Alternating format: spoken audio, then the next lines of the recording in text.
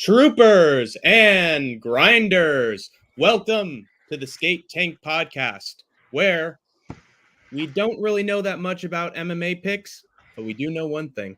Conor McGregor's mother's a hoe! And you know who else is a hoe? Me, Hank the Tank, and the buddy to my left, the Idaho Skatesman. Everybody's a hoe in Joaquin Buckley's world, so join the fan club. Maybe Buckley's a hoe as well. Post-fight interviews are a little sus, but I won't judge. Anyway, what a night of fights we had on Saturday night. Lots of results we didn't see coming. Some were exciting, some weren't, but a lot of the ones that we did see coming were very exciting. And I think that added a lot to the show. Thank God, in rumors, in the dirt sheets from Dana White's lips, we might be removing the Apex for the rest of the year.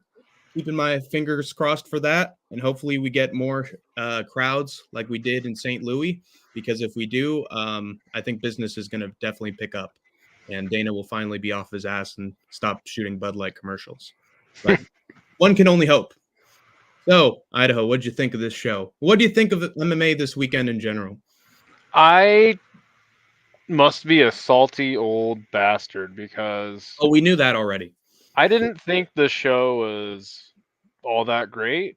I felt maybe I am still like a little high off the UFC 300 fumes. But and yeah, sure. But overall, I mean, a lot of people that I talked to thought it was like a B card. Yeah. And I think that's probably as high as you can go. I think it's such a thing as main card syndrome, where everybody forgets that the bad prelims existed. And then once they get some highlight reel knockouts and finishes or good fights on the main card, it all of a sudden takes away all the stink of what you had to sit through for 2 hours. So my adjusted score for this is like a C+. But I mean, look, I'm not one of I'm very critical of the UFC's quality in recent years. A lot of new fighters that I've never heard of, regional fighters, getting the call. Too many people on the roster. Right, yeah, just an overinflated roster, sort of like the U.S. Economical system. But you know, it was a card with some high highs and some low lows, so that's right. For that, C+. But yeah, I mean, I'm always here for the fights, man. I watch pretty much everything. I rarely skip a card. I'm a degenerate, just like all you great folks who watch this program. That's right. You're all degenerates. Let's all do the man dance, you guys. I'm not a JL. Yeah, that's true. He's not that level of degeneracy. So, though I'm critical, I'm still watching, and for that reason, and I recognize that, I guess I can't be too critical, but there is going to be some heated debate on this program here. I'm gonna lay into all you bunch of casuals, but none of us are really casuals, man. We're all hardcores that watch at heart more than just the UFC. So, I mean, just because you have a bad take doesn't mean you're a casual, right? Everyone has bad takes. Everyone has bad picks. Everybody's bad pick weeks. By their emotions. And the main thing I always say to people is, like, in reference to picks, is there's something's gonna happen that you just did not see coming every single card, and that's why we still watch this shit. Yeah, you know. And even if you had the perfect card and had 100% on picks, I'm going to guarantee that some of those are going to be robberies, or some of them are going to be just flukes. Robberies. Some of them be DQs. Some of them are just going to be, someone slipped and they broke their leg, and so that was an injury that had the other person win. There's a lot of rolling the dice in MMA, and I've heard from a lot of different people that it's the hardest sport to predict. I don't exactly agree with that, but I do for certain cards it is pretty damn hard. Well, I'll take you back to a heavyweight title match between one Evander Holyfield and one Riddick Bowe in an open air stadium. At some point during the fight, a fan man descends upon the ring, Madness erupts. They stop the fight. So I always say, not on this show yet, but I always say, hey, never know when a fan man drop down in the arena. Yeah. They're doing most of their shows in open or closed, stadiums. That's why Dana White won't go to Wembley. Bastard. Burn a few. Or if he does go to UK, he's going to make sure that they're watching it at 4:00 in the morning. Hey, look, Just we to won the stick it. war. We won the revolution. So We earned the right to bad timing for shows. suck it, UK. But yeah, what did sucks. you think about the main event before we get into our picks? In terms of the main event, it was everything that I hoped it would be. And if anything, I think Derek actually impressed me more than I thought he would. I thought that his best work would be stuffing the takedowns and then landing a nice, clean, lucky shot that would immediately put Nascimento out, because that's how he usually finishes semi-decent opponents. This was obviously not a semi-decent opponent, but I assumed that he'd just crack him with something and that would put him out. Boy, was I wrong, because not only did this see a third round, Lewis was taken down, and then he got back on top. And he actually reversed it, and we saw prime grappler, stem cell on the shoulders, era Lewis, the new mythical fighter. And his balls were hotter than usual, so that made him even more motivated for this one. I think he put on a show. I've never seen Lewis grapple anybody, so I was shocked that he was the first guy to shoot the takedown. I didn't have that on my UFC St. Louis bingo card, but it was a nice surprise. Showed me that he'd sort of matured a little bit in terms of his fight style. And if you even try to shoot any takedowns at heavyweight, you have my respect, unless you're Waldo Cortez. Or Jelton Almeida. Yes, both of them can have their lights shut out and go out like a boxer who's been hit too many times. So I never have to see them ever again. Or they can go down to light heavyweight. Either or. Yeah. I'm not endorsing anything. I'm not a Jelton Almeida hater, but hey, you've earned the right as fans to hate anyone you want in this. It's one or the other. So I was really impressed with Derek Lewis. Got a vintage Derek Lewis knockout. Did the taunt. Went a little bit too far. Like he's starting to evolve in terms of his degeneracy. Yeah, they got into like maybe putting him on some sort of registered list of flashing people. Who knows how many kids were in the audience? Yeah, exactly. Probably not many. Hopefully, don't bring your kids to an MMA show. On top of being traumatized with seeing people getting knocked out, you have to look at Derek Lewis's ass. I think that's even worse. Something we all don't want to do. No, none of us. But especially that guy who had the cup thrown at him. Derek Lewis got the result he needed. He continues his all-time knockout record. I believe he's now no one will surpass him now that Brown's gone. Right. So that's good, and I love Derek Lewis. I mean, who doesn't like Derek Lewis? Yeah. At least in the octagon. I think this is a good spot for him to be in, but it was Rodrigo Nascimento, not the most deadly striker. So I mean, what were we expecting here? Right, exactly. But at least we didn't expect it to be like Despain versus Acosta. That's the only thing I was praying for it not to be. Right. So yeah, shout out to Derek Lewis, man. Keep doing the thing. The Black Beast. Do I believe he's like training and adding new wrinkles and like getting better as a fighter? I believe that you reach a certain point in your career and you're kind of just left with what you know and actually taking away. He sort of showed a few new tricks with the grappling. Got to give. I totally disagree. I don't think that that's at all what happened. I think he just was kind of up against a litmus test of a guy who is relatively new on the scene. I believe Nascimento has been in the UFC for a few years. He looks like he's just kind of like the old vet, just showing his savvy, sort of like in the Carlos Diego Ferreira fight. Yeah. But we'll get to, and that'll be fun. Let's get right into it, man. Let's get right into these picks. Let's go over the card here. Oh shit! There you go. Womp womp womp. And surprisingly, we had my first W for this card in our little pick battle back and forth. I won the card handily this week, but hey, that doesn't mean anything. We'll have to go over exactly where we're at.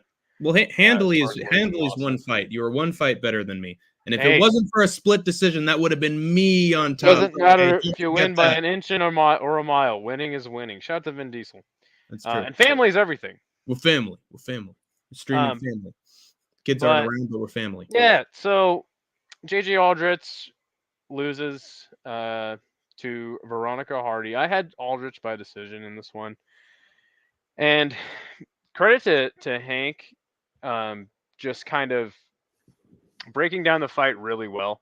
And Hmm. also, this is a testament to if you think the fight's going to be close, but you think that one fighter has a physicality, a speed, Difference.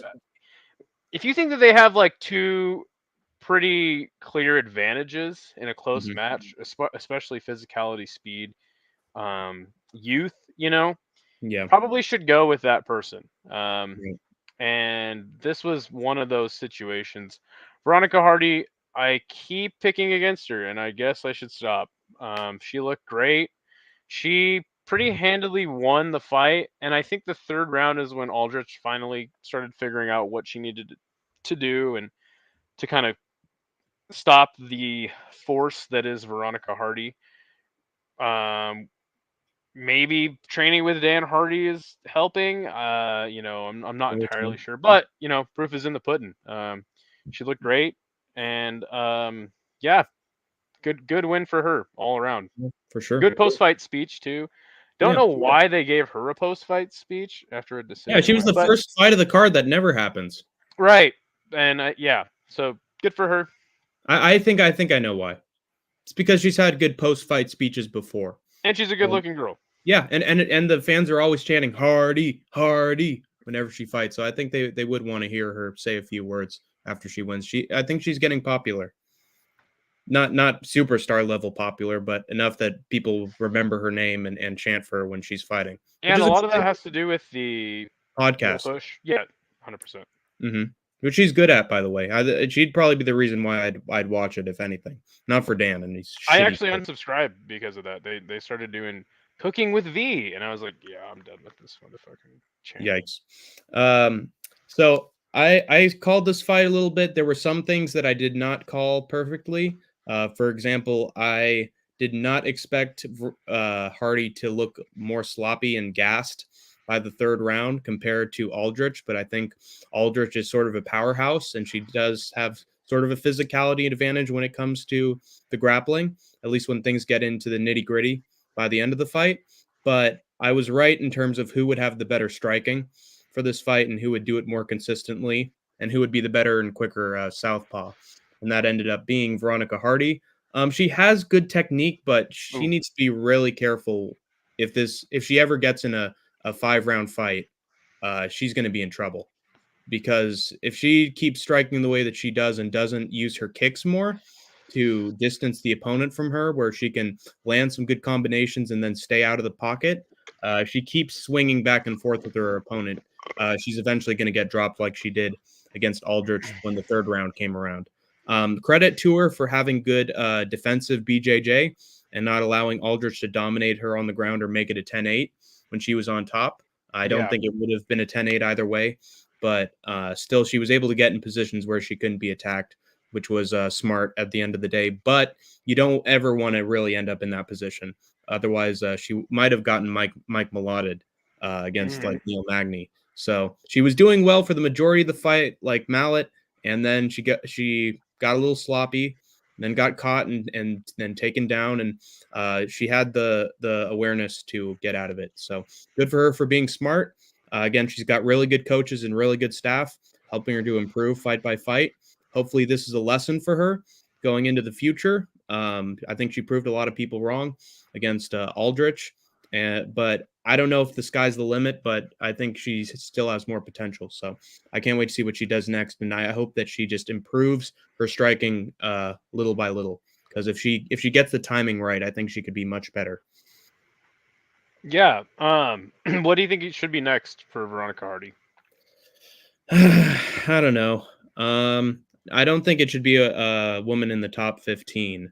Mm. Um, and there are some. This is the flyweight division.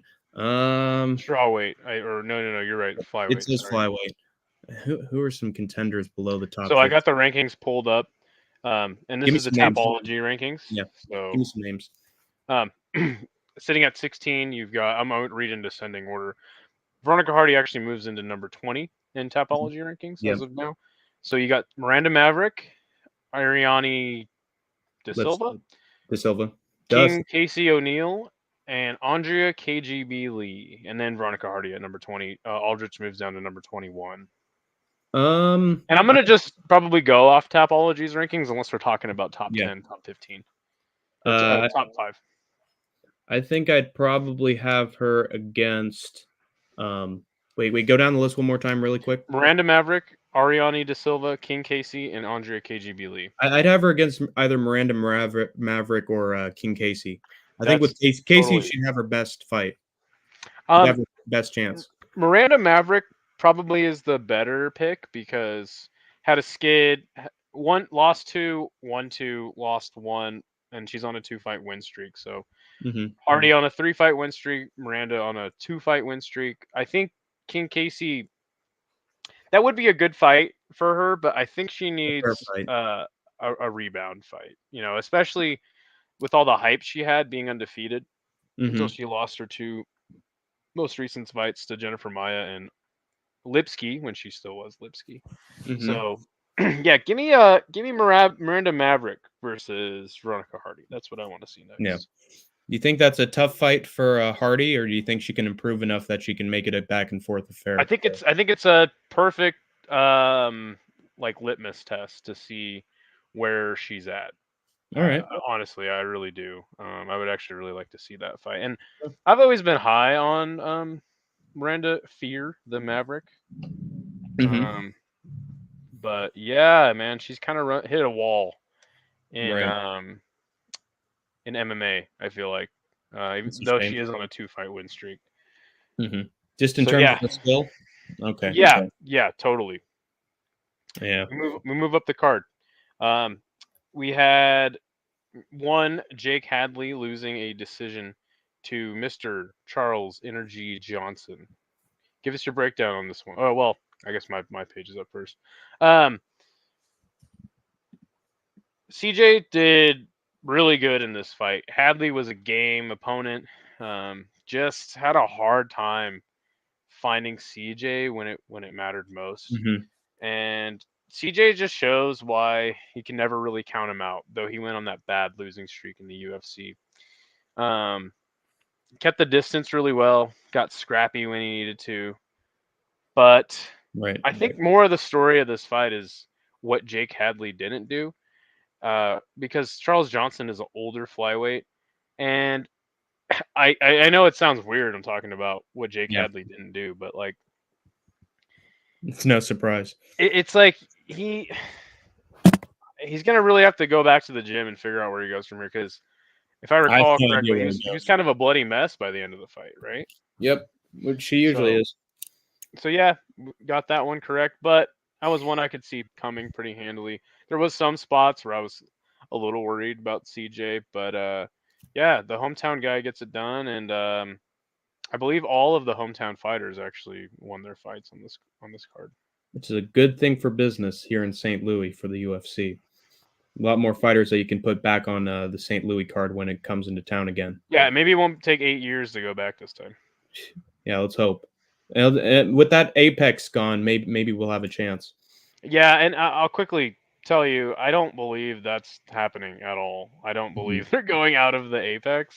Yeah. That was kind of a misquote from one reporter. Everyone kind of went crazy on that. If you actually go back and watch the post-fight scrum from Dana White, he said, yeah, we're hoping to do more shows on the road. He never said, oh yeah, guys, we're done with the Apex. Yeah, he said we're trying to phase out of it, but he's always said we're trying to phase out of it. He's been saying that since 2021. Yeah, literally. Yeah. So as long as I've been alive. And my impressions of this fight is that we called this fight perfect. In my opinion, we both thought that Hadley would not be able to get any takedowns against Charles Johnson because he's Olympian and he's got great takedown defense and good grappling as well in terms of defense, and he's got great punching power. And not power, but he's got technique. enough that he can counter these grapplers and then piece them up to outpoint them for a round. And he actually impressed me in that he dropped Hadley. So he actually showed some power and some good precision in his combinations. Um, there was no moment where I thought that CJ was ever in trouble. Even when he hooked the back, it was like, well, he doesn't even have the backpack fully in. Backpack. And CJ was able to spin out of it and then just start hitting to the body, hitting to the head, pushing him up against the cage, showing good ring awareness as well as presence and aggression. And he looks like he's on an upward spiral. I think he's got a great trajectory ahead of him. They are feeding him these guys that actually work perfectly for his style. So I don't know if he does that well against a solid striker, but against these grappler types, like he's your man. If you want to take out a bad flyweight grappler, Mokaev, maybe this guy could be the one you put him up against as a nice little test, which would be nice because I how is want to get rid of. Mokaev a bad grappler? He's a Hey, good what's going on, JL? We were just talking about you. Richie Woodson Waters. Yep, I agree. I agree with all three of those. We'll get into that, my friend. Don't argue with me, okay, Idaho. I argue with JL, okay. He's more aggressive about these things. He'll make for a good show this time around. Yeah, I'll just be the defense. If he doesn't rage quit, let JL. But yeah, no, I think that people are just down on Mokaev because he had a bad night, just not an impressive fight. Sort of like Shakur Stevenson goes out there, has one boring decision, and it hasn't been one boring decision. If you look back at his last fights he had before this, he was getting outpointed by other guys, and all he could do was be a carpetbag. And he just so happened to get the submission in them. I mean, he was getting his leg torn apart, and his hope was that he would get on top of them and then do the submission. But he is not an exciting fighter from bell to bell. Bad grappler gets a submission. What do you know? What do you want to see next for one CJ Energy Charles Johnson? I can read off the rankings too.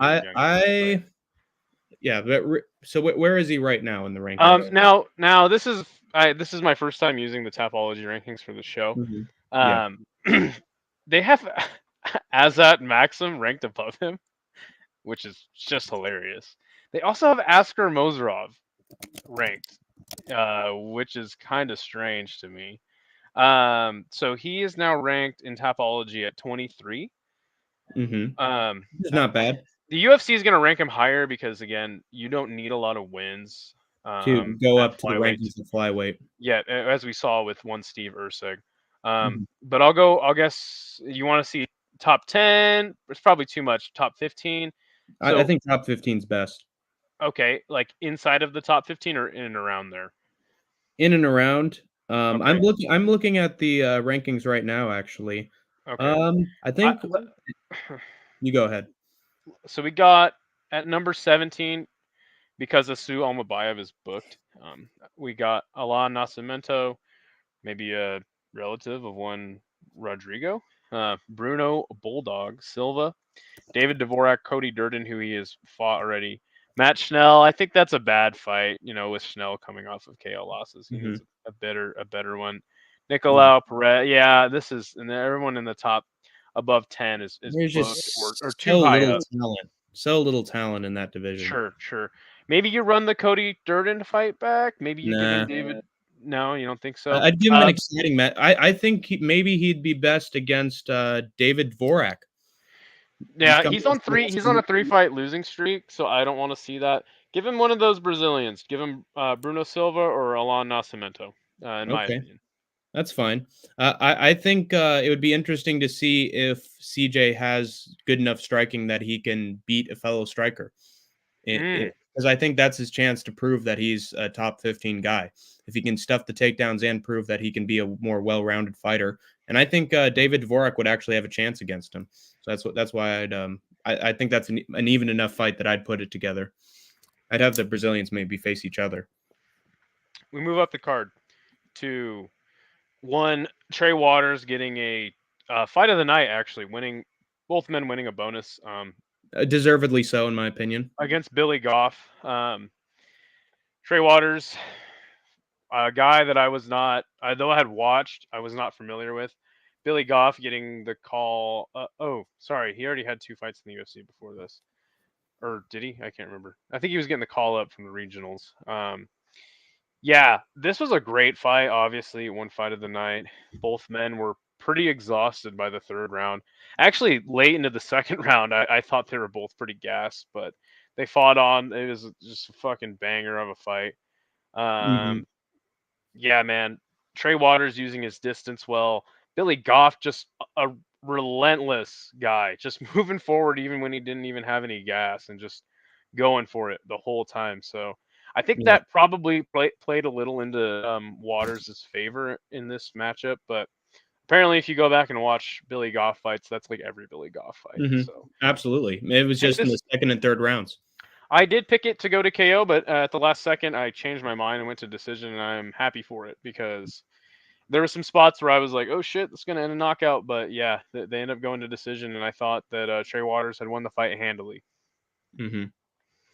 I thought that this fight went to a 29-28 decision in Waters' favor, in my opinion. I think that he outpieced Billy Goff in the second round, just barely. I will say that if the ref had stepped in and noticed that he hit an illegal knee to Billy, Yeah, he should have thank taken you that for point bringing away. that up. But of course, was it Gary Copeland? Was Gary Copeland the ref for this one? I'm not sure. If he was, that's just classic Gary Copeland. I could just smell whiffs of him throughout this card, appearing here and there like a great plague, spreading its way into the octagon.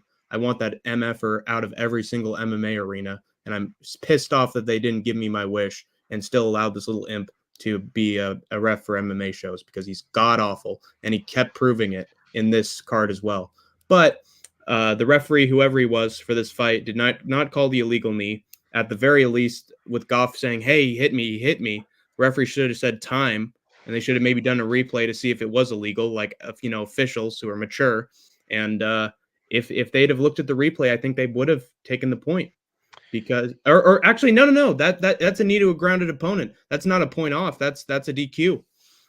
So we're lucky that fight didn't go to a DQ. The And referee was he Josh got a really Stewart. good fight. Goff is the man, but Billy is a lightweight. 5'8". Yes. Just don't cut it for welterweight anymore. You got to be And, 5'10". and shout out to you, No Chill, and thank you for joining. Yeah, And that's actually a really good point, No Chill. That I think that's the reason why Goff got countered so many times is because he was at the perfect height um for Waters to hit him because he's really tall and he punches downwards. So every time that he was countering Goff, his head was right there for Waters to hit. And that's where he got mhm, most of his big hits, in my opinion, is when he was countering Goff's yeah. drive forward and getting him So right on the dome. the Uh, referee for this contest was Josh Stewart, not a name I'm familiar with. Travis Busking scoring the fight 29-28 for Waters. Sal D'Amato and David Hewitt scoring at 30-27. I actually don't think that's a terrible decision. I have MMA judging or MMA decisions up here. Two of the media scores gave it 30-27 Waters. a few of them gave him to Goff. Majority gave the fight to Waters. Mhm. 5 of the MMA decisions people, media members scored the fight for Goff, and one actually had it 30-27. Which is ridiculous in my When opinion. Patrick McCory of Cage Side Press had it 30-27 for Goff, come on. That's so stupid. I don't think that 30-27 is the most egregious scorecard because, from my eye, it was the movement of Waters, sort of like Israel Adesanya when he got TKO'd by Alex Pereira, just kind Mhm. of rolling Yeah, with the shots, kind of leaning moving. himself to the side, but it makes him look like he's getting hurt, right? Sort of Yes. like Gaethje whenever he gets hit with anything, and he's down. Bless you. Or he goes woo and he starts wiggling Right. around, So even though he hasn't been wobbled. from my eye, like I said, I didn't think a lot of the shots from Goff were like clean. So that's why I don't think it's the worst scorecard. A lot of Yeah. people saying Billy Goff should have won the fight. I think that that's pretty ridiculous. But Mhm. all in all, just a lot of the strikes were not landing, very cleanly for Goff, though he did make it a dogfight. And again, I Mhm. don't want to take away from how excellent this contest was because it was a back and forth, grueling Yeah. banger of an I- affair, I'm and I'm that's why glad they they both got the deservedly won the bonus. I'm glad they won the bonus too, because they're prospects and they haven't had too many fights. So 50K means way more to the younger guys than it does the guys who already have $5 million, like Derek Lewis. You know, Right.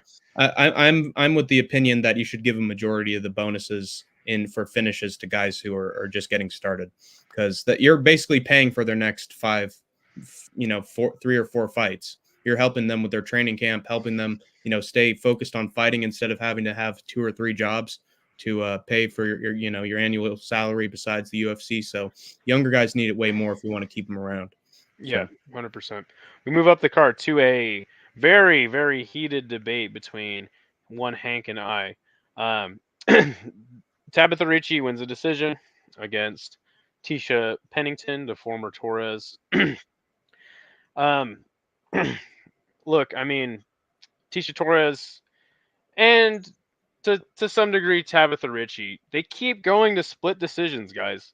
They yeah, keep going to split decisions. What does that mean? They're not doing enough to make it clear for the judges. Okay, so Tabitha Ricci wins, and like No Chill says, she's hot, so she won. Hey, look, sex appeal is what sells fights, guys. Um, do I think that this is a highly disputed, controversial robbery of a decision? No, it was a close fight. Tabitha Ricci got the win, and I picked it correctly, and so did Hank. Oh, sorry, he went Torres. no. I I, did went not, I with didn't do that on purpose. Pennington. You gotta give her the De Silva treatment. She is with her lawfully wedded wife Raquel, and I think Raquel probably helped her out with her striking and made her an even more just present and constant boxing threat in this fight. I think it was a very close fight. Actually, I think if you, depending on the rule criteria, you might not think that it's a very close fight. I definitely think that Pennington clearly won the first round. She outstruck her. There wasn't a moment where Ricci shot the takedown in the first round, and she got outpieced. So I believe that she won the first round. And then All three judges gave her the first round. yes, and then the second round came around, and this is where the controversy lies.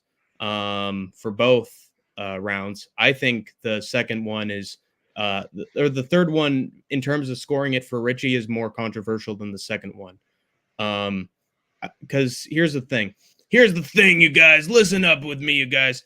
Pennington got taken, not down, but like middle between up and down. She was getting robbed, basically, and maybe robbed, if you know what I mean, by Ricci, who held her against the fence, tried to take her down, couldn't do it, got her down to her knee. She got back up, got her down to her knee. She got back up and then broke away and started hitting combinations. And I think she outlanded Ricci in terms of the striking. I didn't see a lot of work from Ricci after Pennington got out of the clinch. And depending on what you're valuing, effective damage or effective control, I personally believe that there was more effective damage than effective control. You'd score the damage over the control and more effective strikes from Pennington and give her that round. Yeah, so damage is actually mentioned nowhere in the judging criteria. Anywhere. Yes. It's not mentioned a single place. But I think it's an invisible rule that most people The word damage. in the language, it's impact. Yes. And you Well, you yourself, said there was duration. There was duration, there was impact, and then there was what, damage or something else? Dominance. So you Yeah. yourself, big MMA guru guy. I watched some of his videos. He's of the mind, and I think he's dead on with this. He's of the mind that they do not score impact as much in a women's fight, partly because, again, Tisha Torres and at 115, these ladies are not the most powerful, right? No faults of their own. Tisha Torres goes to split decisions all of the time. So does Tabitha Ricci. Okay, so they're not scoring the impact as much because they can't see it as much because Right. again, the ladies aren't throwing as hard as a men's heavyweight as we saw in the Derek Lewis fight. So I think giving Ricci the score is a totally fine adjudication. I think that people are Did you give any one of those rounds to Pennington? The second yeah, the first round handily, definitely she wins, and then it just kind of went downhill from her from there. But again, Close I fight. wouldn't say it was completely downhill, though. I think she showed really good work in terms of countering the grappling and making sure she wasn't taken down. And maybe it took Yeah, her a little bit too but long to get out. I think that being was grinded up against the cage is effective grappling. I don't know if it is. I wouldn't count it as that. There are so many grapplers who attempt takedowns and then fail, and Hmm. then they're just pressing, and the ref literally has to back them up because they don't consider it effective enough that they Which would let them keep happened in going. this fight. Then that's why if we go to And fight mate, I think we had an argument about whether clinch was grappling or not. Um, 100%. if it's just pushing and there's no locking of an arm or a leg, or you're not trying to do something with it like stretch it or anything, I don't consider that grappling. I consider Yeah, grappling like going holding to is different positions. 100% grappling, man. It's Yeah, 100% grappling. that's a Even if shame. it's not I think they should exciting, get rid of that. They should even get if rid of that as a rule in even if grappling. it's not exciting and you pick the other person to win, it's still grappling and So you're control time. saying And if someone if it's not grappling, why does it count on Fight Matrix's control time? why specifically Fight Matrix? Because that's the only site that um that's literally the site that UFC uses for Hmm. their official stats. Hmm. Well, I think that's a rule that needs to be changed in the future. Well, hey man, when John McCarthy made the rules with Hoist Gracie, maybe you should have been there. Yeah, I But should have. again, I if you're was in gonna the watch womb. MMA, you can't hate. I was in the womb at the time. I should have came out of the womb a little sooner to help write the There you go. documents. And it's like, Oh, again, if you're not gonna effective hate grappling, but it is grappling. if you're gonna hate the judges, um, if you're gonna hate the judges' scorecards, what you really should be hating, as you rightly said, um, is the rule set that we're fighting under. Look, again, I'll say it again. Japan has the best rule Superior set. rule set. Yeah. They have the best rule set, and this rule set it's meant to favor wrestlers, right? Mhm. So Yeah. again, it was a close fight. By no means a robbery, and that's reflected in the MMA decisions. So if this was a Ryzen rule set, would Pennington have won this fight? It's hard to say. Again, they judge the bout as a majority as a whole. Also, you got to think it would have been in a ring, so Mhm. the Yeah. cage favors clinching, right? Yeah. Grinding, clinching, boring, clinching, Yeah. holding, whatever you want to call it. Here's my It's harder to clinch somebody and grind them in a ring. You know what I'm saying? So yeah. it would have been a Here, completely different fight. Here's my philosophy. So Sean Strickland and Dricus Duplessis were even in strikes in round 2, I believe, either round 2 or round 3. They were pretty much even, and then Dricus Duplessis got the takedown, and so that was favored. When things got close, they favored the effective grappling. Whereas here, it was grappling, and then Pennington, for the most part, outstruck her. And I don't think there was any evenness when it came to the striking.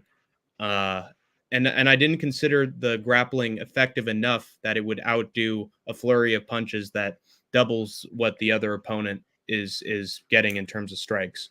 And so for that reason, I value the damage a little more. And I think in round 3, there was much less time that Richie was grappling Pennington against the fence before she got out.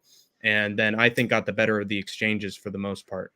So for that reason, I think that at least one of those rounds could have gone to Pennington.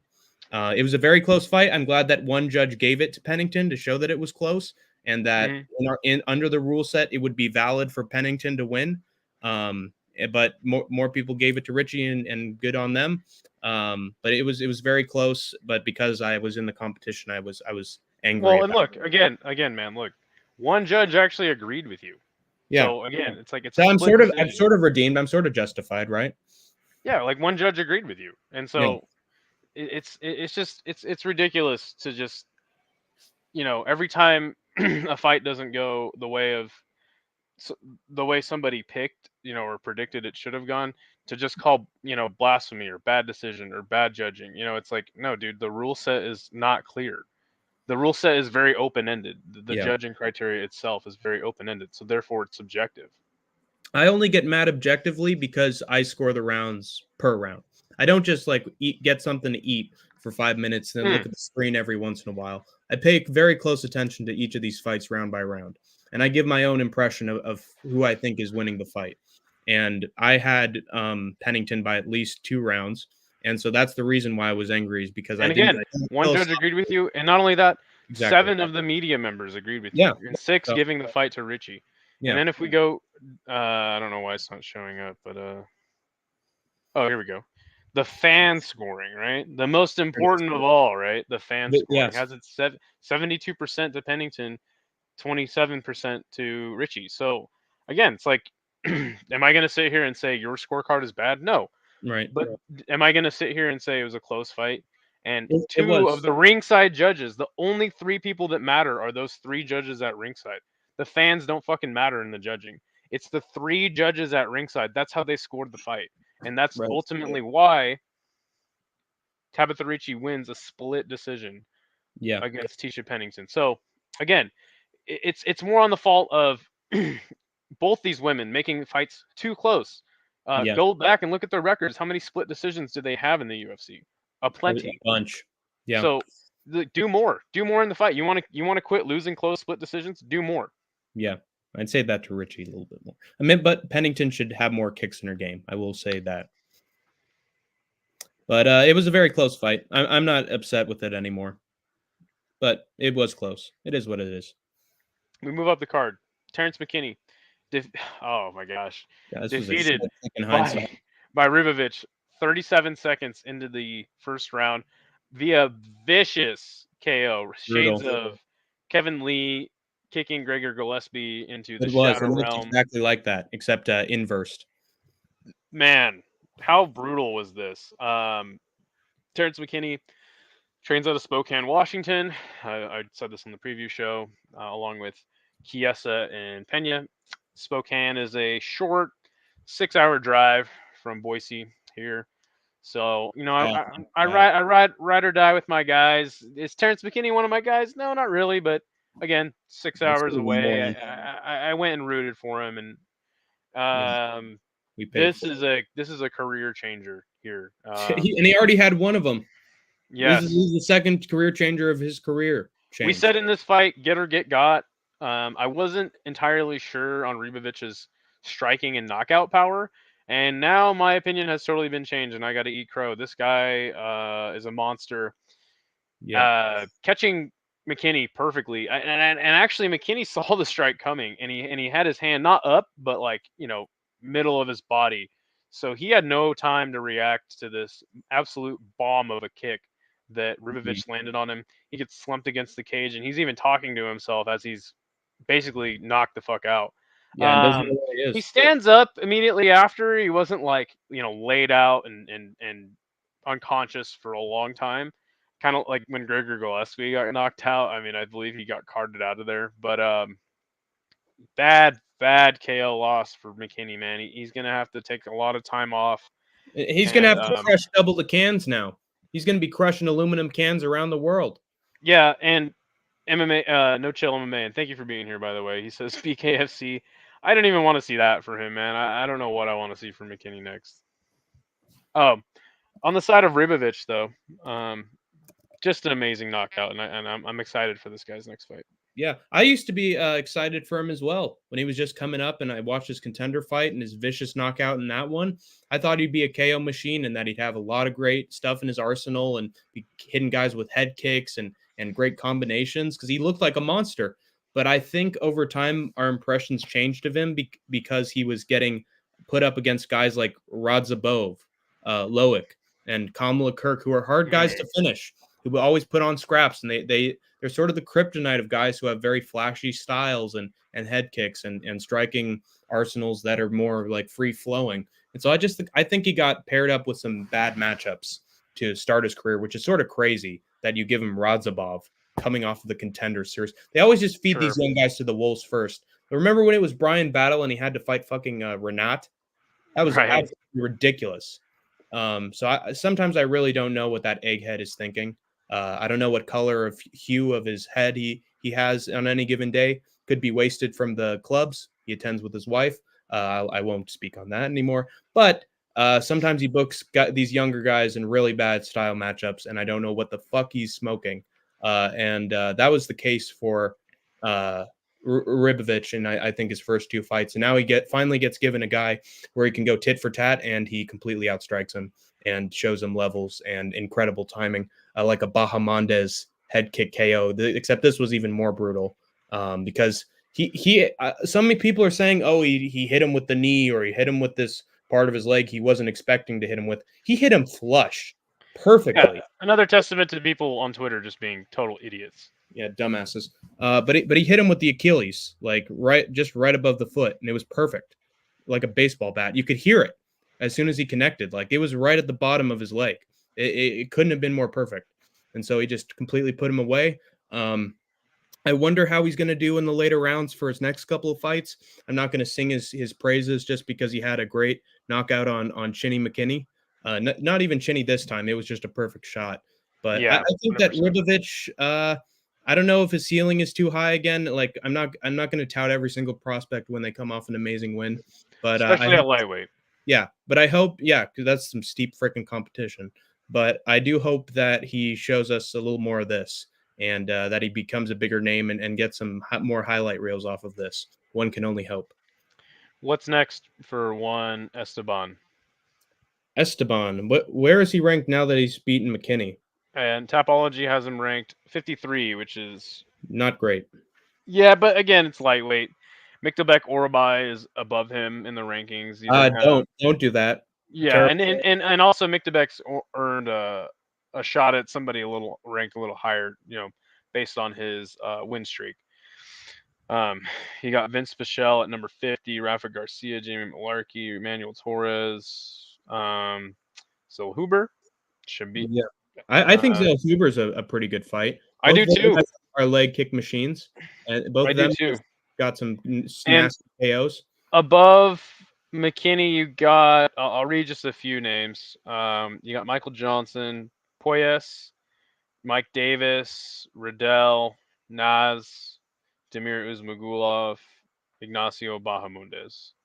Hey, you know who you could put him against next? Garam Kutaladze. Where the hell are you, Garam?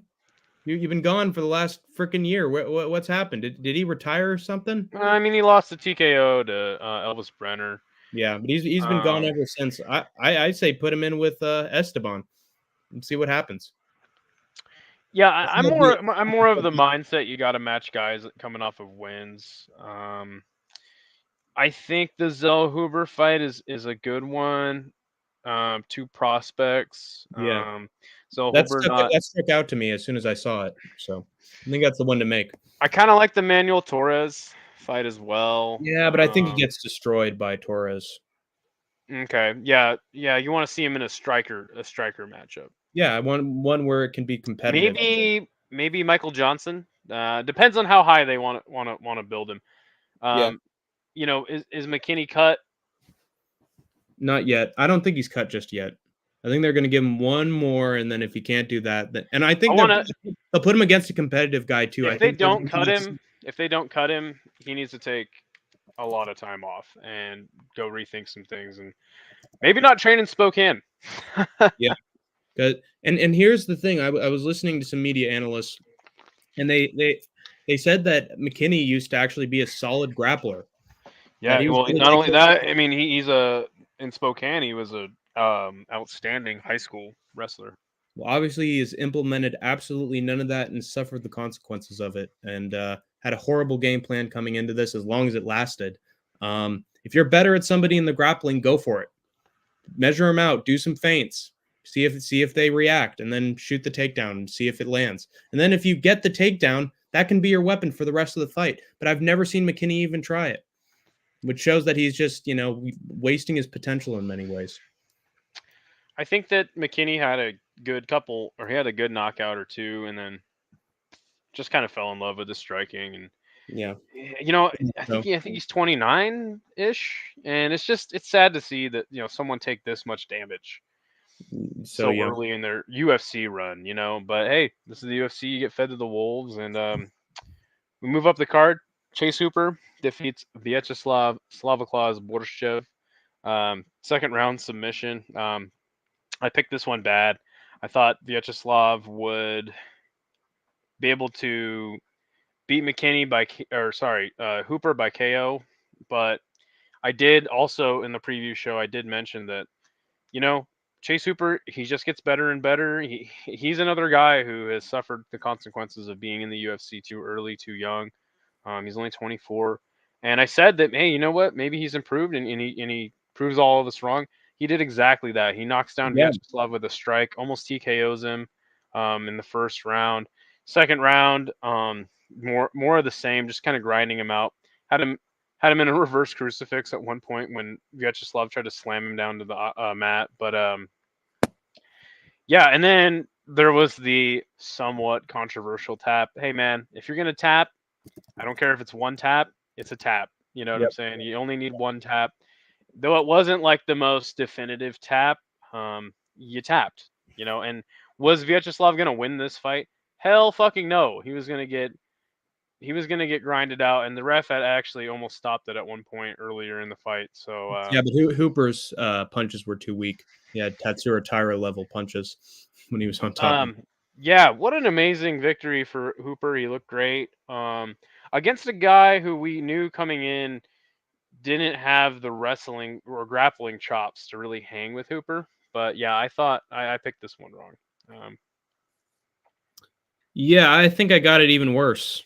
I thought that Borshev was going to find the knockout because I thought if this guy can go toe to toe with Nazim Sadikov and piece up Sadikov after getting rocked and show so much resilience, and I've never seen him get taken down or submitted. I thought maybe this guy has the potential to stop whatever Hooper's got and then just lay off on him and go to work on him, and eventually Hooper would have the inferior striking and get knocked down. But it was the complete freaking opposite, and fate smiled on McKinney that day because God placed his side fist in the absolutely perfect position to rock Borshev right on the side of the head with a fist that was like a million miles away from his body. And it Sort just of like an old Rebellis to Spain punch. Yes, yes. I think Hooper and Despain switched souls for this card. They had a Freaky Friday moment, except it was a Freaky Saturday instead of a Freaky Friday. Hooper has become Juliana Pena, where he just swings wildly, and he found the shot and had the upset of the century, and then he got the back. And then he had the crucifix, and he tapped out Amanda Nunes. Incredible work from Chase Hooper. He is truly the female wrestling champion of the world, like Andy Kaufman. But in all seriousness, this guy really impressed me. My jaw freaking dropped when he knocked down Borshev. I couldn't freaking believe what I was seeing before my very eyes. I'm pretty sure there was one fight I saw before where he was doing pretty well in the striking before he took the other guy down, but I didn't expect this. Guy who survives against Sadikov getting knocked down by Hooper. I'd be like, And who can predict that? I think that the Nas hype train, and actually, the Longo Sarah hype train as a whole, has really come to a fork in the road. Nas is not as good as we initially thought he was. And to be fair, they had a mostly kickboxing affair, and I don't know what Nas's ceiling is, but as far as Hooper's ceiling, what would you like to see him do next? I was gonna say I'm looking through the rankings here, and I'm actually sort of interested in him going against Nazim Sadikov Okay. and see what he can do against him. If he can take Sadikov down, if he's improved his striking enough that he can go tit for tat. If Borshev can do it, maybe Hooper can. I think that would be an interesting style matchup to see how he does against a scary striker. And also, maybe, just maybe, this is a bit of a stretch, but bear with me. Maybe Jim Miller. Yeah, I heard some other people suggesting Jim Miller. I think that'd be fun. I think that I both guys think would have a chance. I think that's a fight maybe for the one after this one. But Yeah, again, we yeah. don't know how long Jim Miller's going to be around. I wouldn't hate the Jim Miller matchup. I was looking at Claudio Poyes, Oh, obviously God. coming off of a couple losses, but That'd be a mercy killing. That'd be yeah, ultra just to kind of rid us of Queller's one Fabulous. one Mr. Poyes. Brazilian Bryce Hall. You could give him Fariz, which I actually matched him up with somebody recently. But again, it all depends on where you want Hooper to go next. I imagine he's not. I'm of a mindset that you should only take the fights within your pay grade, Mm-hmm. right? Like you shouldn't be jumping up. I don't know how much Jim Miller gets paid because, as we've seen from Dominic Cruz's last fight, this poor fucking guy lets the UFC pay him $100,000 per fight. Jeez. Yeah, man.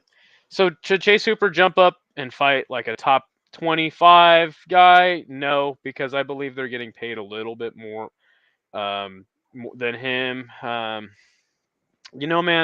it depends on what you want to do. I think if you want to push him harder, you give him the Jim Miller, you give him the legend on his record.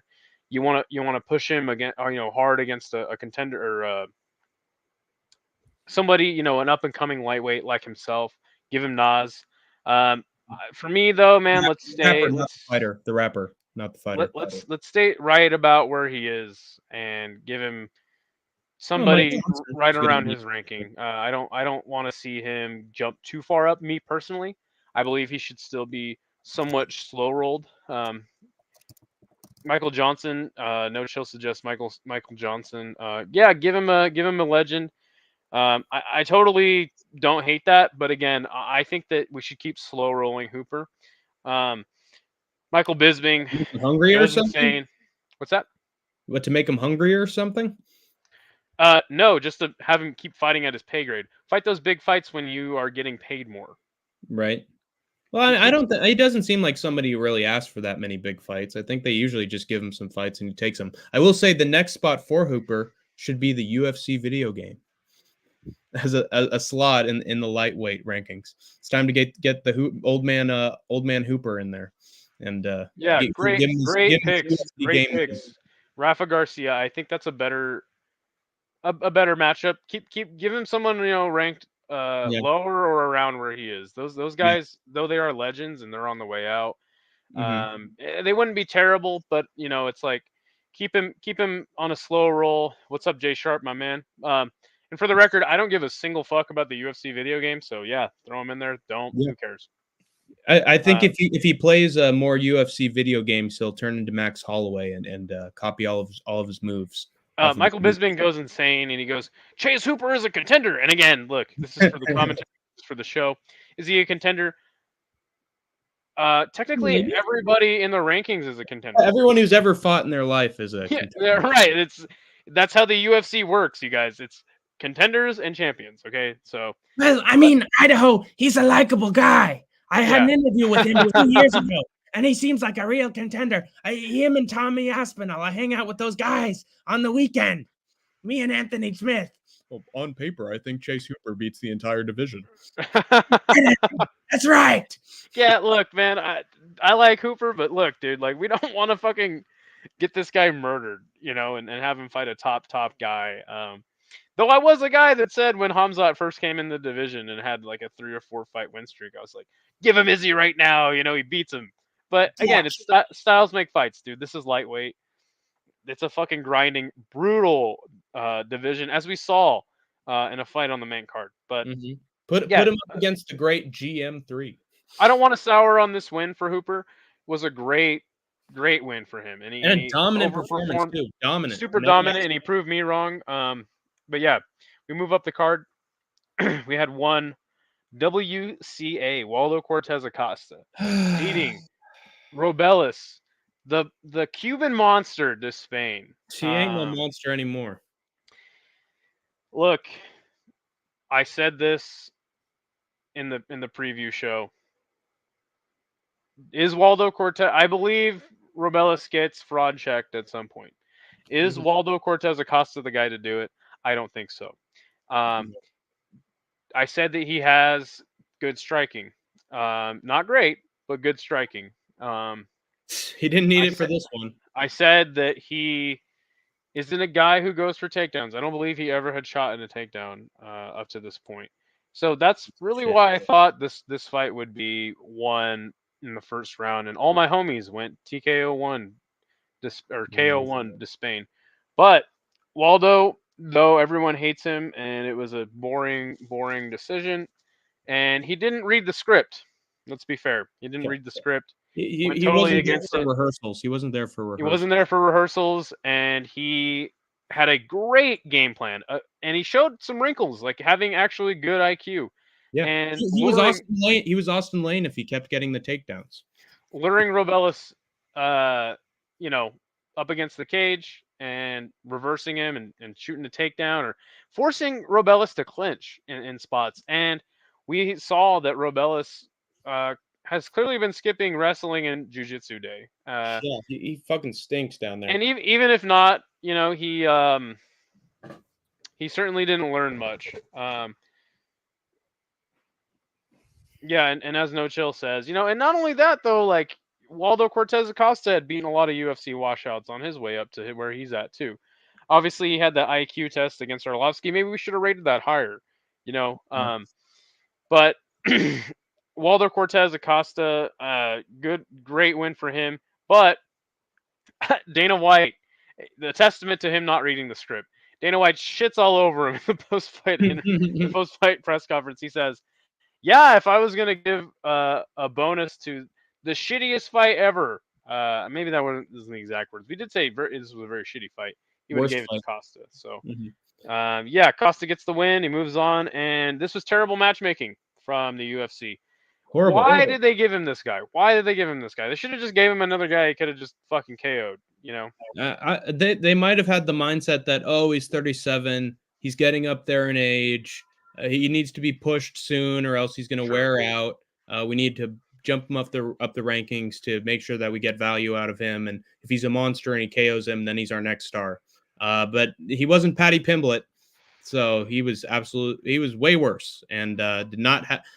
Can you imagine if they gave this to Despain after all that and robbed the hell out of him and gave it to Paddy, and then Cortez Acosta becomes the next Jared Gordon. That I'm just thinking of that. That would be absolutely horrific. I will say that he's a big boy, all right, and that big boy energy is not good on bottom. If anything, I think he's a secret Brazilian jiu-jitsu artist in disguise because all he does is lay down and accept missionary position and finds absolutely no solutions to being on bottom. Even though there was a moment where he could have gotten the leg out and pushed himself up against the cage, he was like a baby in a cradle and mommy was putting the toys and the shiny set of keys up above him and he was just and just completely paralyzed. Had absolutely no solutions. Thought he would probably beat him in 5 seconds like he did the last guy. This ain't fucking Josh Parisian. As much as we hate Waldo Cortez Acosta, he's a baseball star and he's got hammers for fists. He didn't need him here, but he's definitely smarter than Josh fucking Parisian. And like you said, we should have rated that Arlovsky win a little bit higher, even though he fucking sucked in that fight. And I'm not going to let go of the fact that he absolutely sucked in that fight. He had enough experience that he was smart enough to have a game plan against this guy. And props to him. He pulled it off. Will I ever watch a Waldo Cortez Acosta fight again? I have to because it's part of my job. But if this wasn't my job, I would not be watching any of his fights. Jay Sharp is just fucking. God, I fucking love this guy, dude. Precious. This guy makes a Precious reference just about every show, and I'm here for it. I love it. I watched that movie in theaters, I believe. Oh yeah, the woman who was abused by her mother, right? Yes. And certainly Robelis got abused by Waldo. Yeah, he did. He got mommied by Waldo, that's for sure. I'm not going to talk about what should be next for Waldo. I don't think anyone really cares. Give him whoever. Dana White's probably going to give him a bad style matchup next. Yeah, and try to destroy him because I think at this point Dana legitimately maybe we'll give him Anderson Silva versus Damian Maia levels of I hate this fight. We'll give him Hank. We'll give Hank's two favorite fighters a matchup. Though Jelton Almeida is matched up with Alexander Romanov on 302. We'll give him Jelton Almeida, and we'll just have Tank just one kill the other. The head. Yeah. Process of elimination. We move up the card. Sean Woodson defeats Alex Caceres. I gave the first round. I actually scored the fight for Alex Caceres 2-1. Yep, me too. Him winning the last 2 rounds. Some people in the chat had it in the Rush Hour Fight Club chat. Shout out to that page. Good show. Shout out to Jay. So it was a close decision. They ended up giving it to one Sean Woodson. One judge had it 30-27 for Woodson. I think that is not a great scorecard. But again, Woodson, he used his length again. He used his nice boxing combinations. Alex overperformed in this fight. He's a guy you can never count out in fights, man. Nope. And that's what I said. But I ultimately did end up going with Woodson. I thought he would get it done a little more impressively. But at the end of the day, he wins the decision. He, again, undefeated UFC or St. Louis guys on this card for the hometown. But yeah, man, we definitely saw that Woodson can get pressured, and he has problems there. Mhm. I still like Woodson. I like his prospects at 45, but up the rankings, he's gonna have a lot of problems. I think so too. I picked Woodson, same as you. I thought he'd have better boxing and that he'd find his range and get more combinations. And for the first round, we were both right. But then Caceres, God damn it, I don't know whether it's Caceres or Caceres. I think I got listening to too much British YouTubers. Yeah. I'm not gonna say they stole this one because Woodson did win a round, but another decision that I think the rightful one was not the one who won, if that makes sense. As Sun Tzu said in The Art of War, the one who won was not the one who won. I think Caceres by round 2 and round 3 was pushing the pace way more, had better answers for Woodson's questions. Had just such What's a up, great Isha? range in terms of his striking, and he was piecing Woodson up. I mean, he was getting tagged by Woodson every once in a while. It was a nice back and forth encounter. It was a good fight, but I think Caceres was just figuring him out little by little, round by round. And if it had gone 5 rounds, I think it would have been more clear for Caceres as the fight goes on. I think Woodson was starting to fall apart a little bit. And then by the time the fight wrapped up, I was pretty dumbfounded that they gave it to Woodson, in my opinion. I don't think he did enough in either round 2 or round 3 to definitively win any round after the first. We go to MMA decisions. All 3 judges ringside gave the fight to Sean Woodson, 1 Harry Guri, giving it 30-27 to Woodson. We have the media scores here. 3 of the media who scored this fight. 1, the Wrestling Observer, right? So maybe that's not the best, most credible guy. But 3 of the media giving it to Woodson. And 1, 2, 3, 4, 5, 6, 7, 8, 9, 10, 11 of the other media giving it to Caceres. So again, Caceres is another guy who goes to a split quite a bit. And again, it's like you gotta do more. Though I did give him the fight on my scorecard. Do I think that this is a robbery by any means? No, I do not. Takes a lot for me to. But I think at the same time, you could easily say that one of those judges' scorecards was a scorecard that might have been written a little bit. Sure, that is a bad decision. I agree. You got to give Caceres the second round, in my opinion. But I've heard different takes from other people saying that the second round was the close round, saying the third round was the close. I thought the third round was the closer of the 3 rounds. Ultimately, I did give it to Alex. But again, the 3 judges at ringside are the only 3 that matter, and the result is the result. Sean Woodson wins the fight, unanimous decision. Has a great post-fight speech. What do you want to see next for Sean Woodson? I don't know. He's right outside the rankings, right? I'm gonna pull it up right now.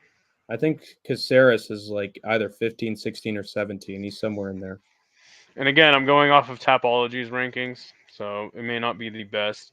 They had Woodson at 19, Alex at 18. I don't know if these are updated. I believe they are, so they still have Alex ranked higher than him. You have 17, Brito. Lerone Murphy is 16, but we're obviously not going to matchmake for him. Sadiq Youssef Thug Nasty, Bryce Mitchell, who he actually called out in the post fight, and Bryce Mitchell accepted. So yeah, let's make that fight, I guess. Test Woodson's grappling, I guess. But Ige, I think anyone above that deserves a bigger fight outside of Calvin Kattar. I would like to see the Calvin Kattar fight. I would also like to see the Thug Nasty fight. I'm not as hyped on. It's Me maybe neither. we'll see. Yeah, and a lot of it has to do. See Bryce Mitchell even winning that fight. He takes Woodson down and controls him. A lot of it for me has to do with the brutal nature of his last knockout loss. I think Bryce Mitchell needs to take a little bit more time off. Yeah. Not to mention he's going through a bad breakup. Some weird shit. He's always been going through. To me, man, give him Brito. Give him Anderson Brito, man. That's the fight that's a fight I would much rather see. Yeah, but, that'd be a good back and forth fight. Again, I don't think you can really go wrong with the matchmaking for Woodson. Yeah, I think he runs into problems higher up the rankings, as I said previously. But other than that, yeah, you can't really go wrong with this guy. He's on a good win streak, and I like him as a prospect to be a contender. In my eyes, he's got a lot more work to do.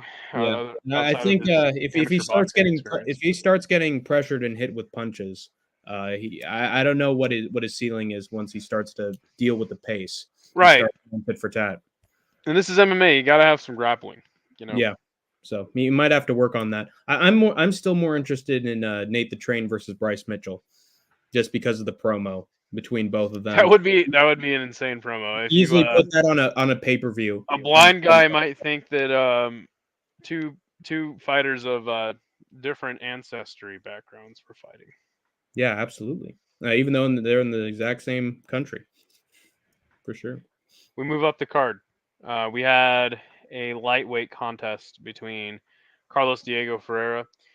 Topology says Diego Ferreira and Mateusz Rebecki. I thought Rebecki would kind of just do what he does to other people who have beaten Carlos Diego Ferreira, and that he would grind him down. And it looked like that might have happened at the end of the first round. Diego's hurt.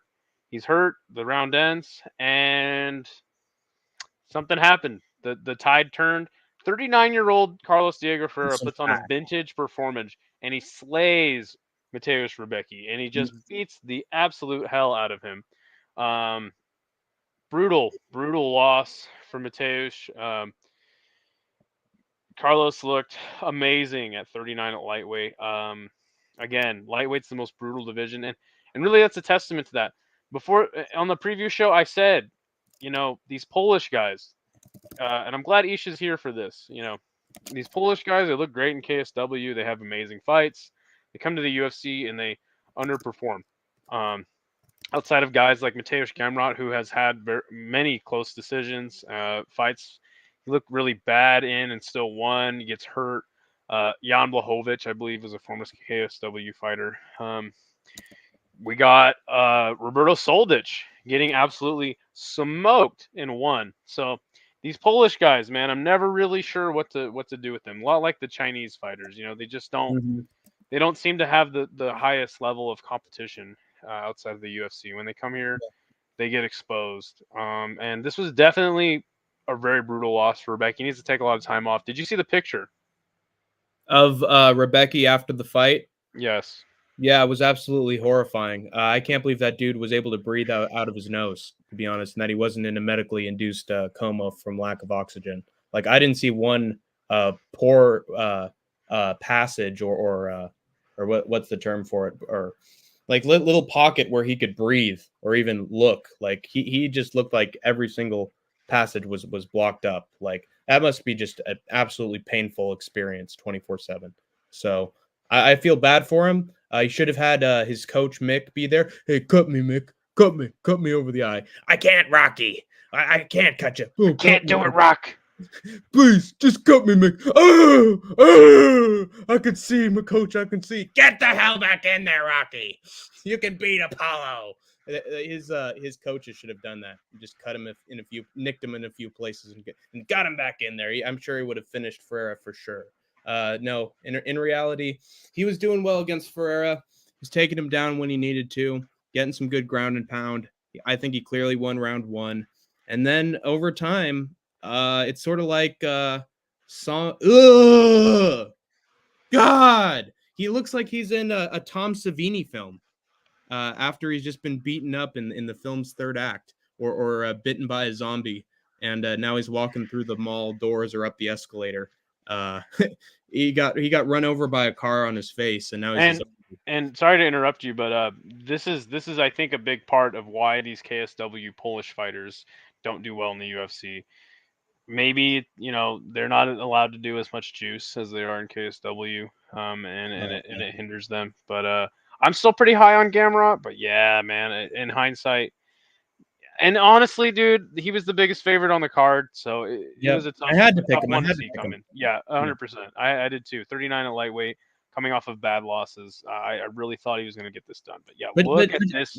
Just look at this picture. I'm gonna let it marinate a little bit. Look at this photograph. Every time I look at it, it makes me gaff. Ugh. But yeah, continue with your breakdown of the fight. So he was winning the fight until he wasn't, and I think this is sort of like a Corey versus Yadong situation, where all of a sudden Corey Sandhagen versus Song Yadong. Sorry. Where all of a sudden one of them gets a cut or a bad injury over the eye, and next thing you know, it just changes the entire landscape of the fight. And all of a sudden, you got a one-eyed fighter. Even when I knocked out Luke Rockhold, at least I had one eye. I didn't have zero. That's a crazy guy. I was expecting him to win. But unfortunately, he got both of those eyes busted open, which was just a horrific sight to see. I was shocked that the fight didn't get stopped when the doctor came in and examined him, because he had like 3 horrific cuts. Like, if there's any fight you're going to stop the contest for, it's going to be that one. But the officiating and the reffing was fucking sus for this card, so they just let it keep on going and had him suffer an even more brutal beating. He was swinging like he didn't see 2 feet in front of him, just windmilling punches. And Ferreira, once he smelled blood in the cage, he didn't let up. And Rebecca's face was a freaking magnet in that fight.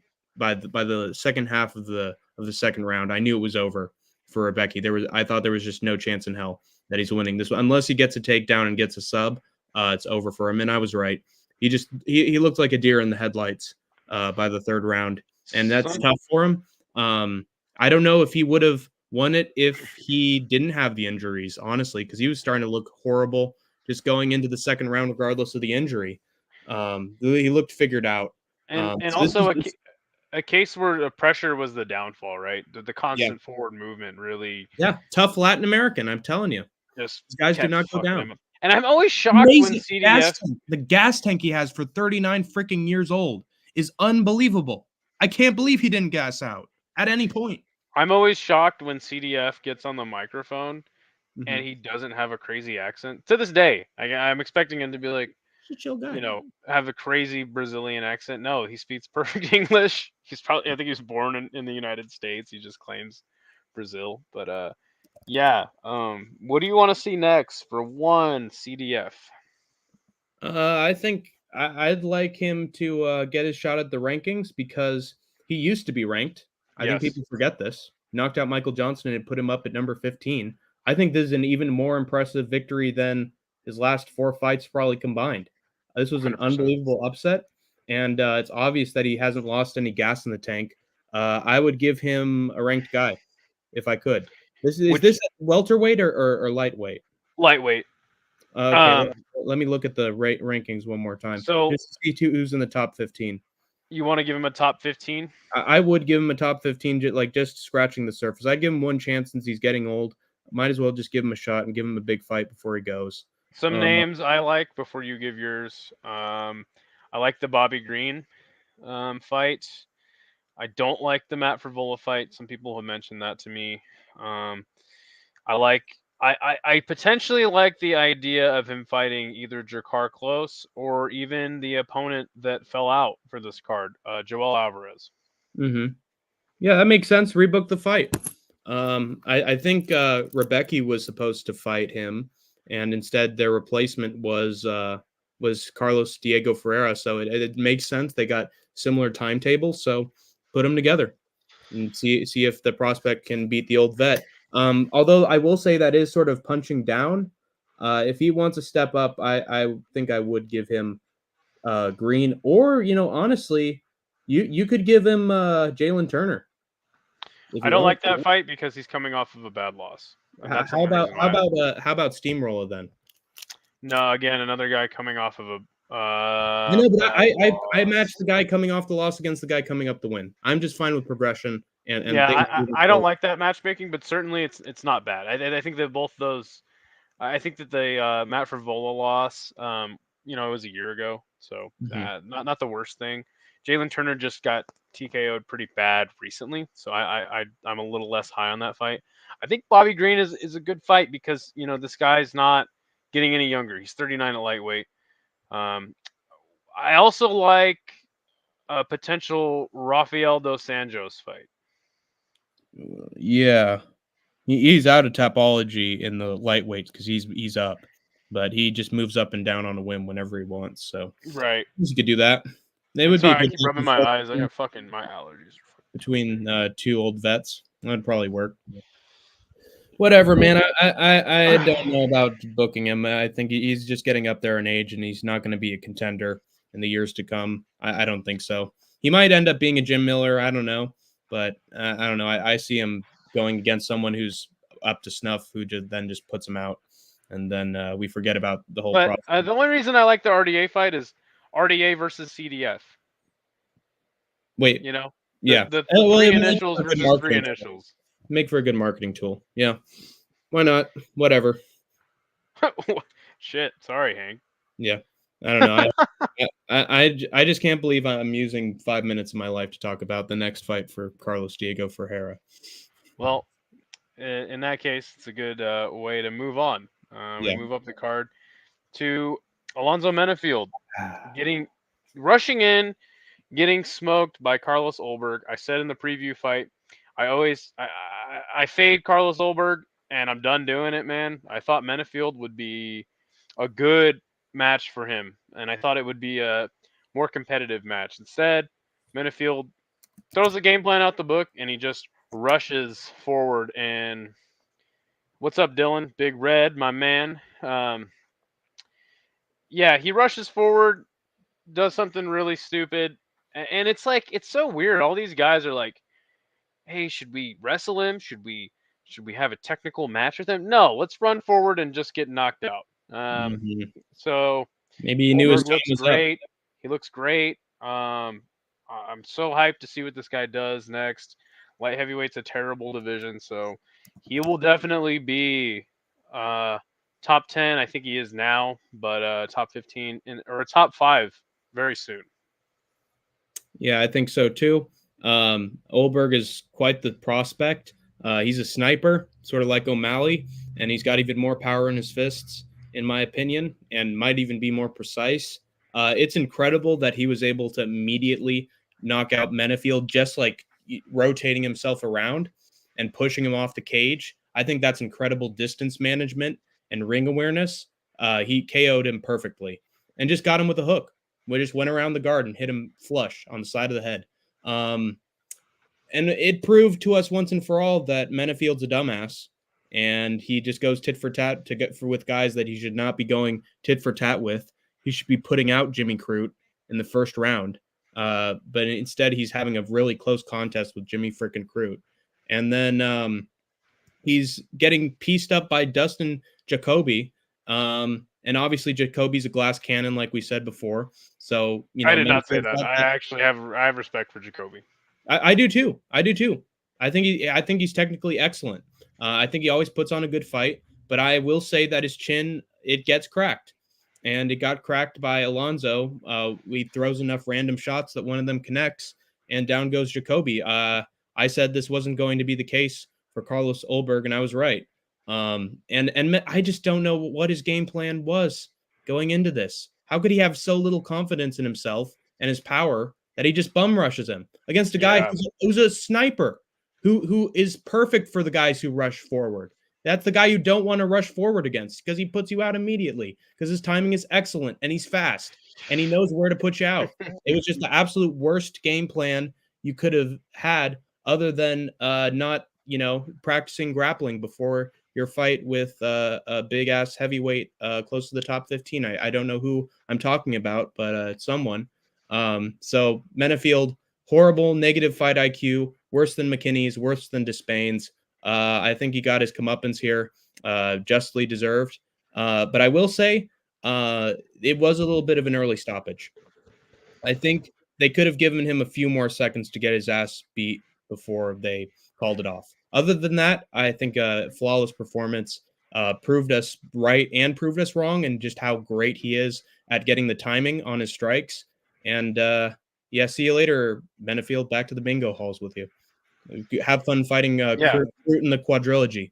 Certainly a Mortal Kombat flawless victory. What's next for Blackjack? I was looking at this. Let me go to the light heavyweight And rankings. I'll give my pick. While Hank the Tank is looking. I like the Bogdan Guskov match. 14 versus 12 in the Tapology rankings. Do I like the Lionheart matchup? Not as much. I think Bogdan Guskov and Olberg should fight for the right for the fight. I've got a Anthony good one. Smith. I got one that I think makes sense. You could have him versus Ozdemir. Those are both Ozdemir's booked. He's currently booked He is against booked, but Johnny he can Walker. wait. He can wait. I He's think he booked can against wait. Johnny Walker. I did see a lot of suggestions suggesting he gets the winner of that fight. I think him versus Walker would be a great fight. Yeah. And Who's yeah, your- I don't who's hate that. I don't hate that fight at all. Yeah. I personally would rather see the Bogdan fight. But yeah, either way you go with Blackjack, man, he's one to watch. Yeah. I'm not always the biggest fan of putting two prospects together, because sometimes I feel like if it's a horrible enough performance and worse enough damage that you can absolutely cripple a prospect and sort of bleed money if it doesn't go well. Sure. For instance, I think Talbot versus Simon was a horribly booked I fight agree. that is now destroyed Simon's potential, and he's getting his chin cracked at like 22, 23 years Yeah. old, which is absolutely horrific. Yeah. I do understand that, but I also think that these guys are both top 15 light heavyweights. And light heavyweight's a little bit different than bantamweight. I think bantamweight, there's a deep division. There's a lot of good matchups there down at the bottom. So yeah, I do like the idea of Bogdan versus Olberg in that case, but I do also understand where you're coming from. Yeah, but either way, I'm really excited to see what Olberg does next, and I'm glad that a light heavyweight has lived up to the hype. We need more hype at light heavyweight, in my opinion. 100%.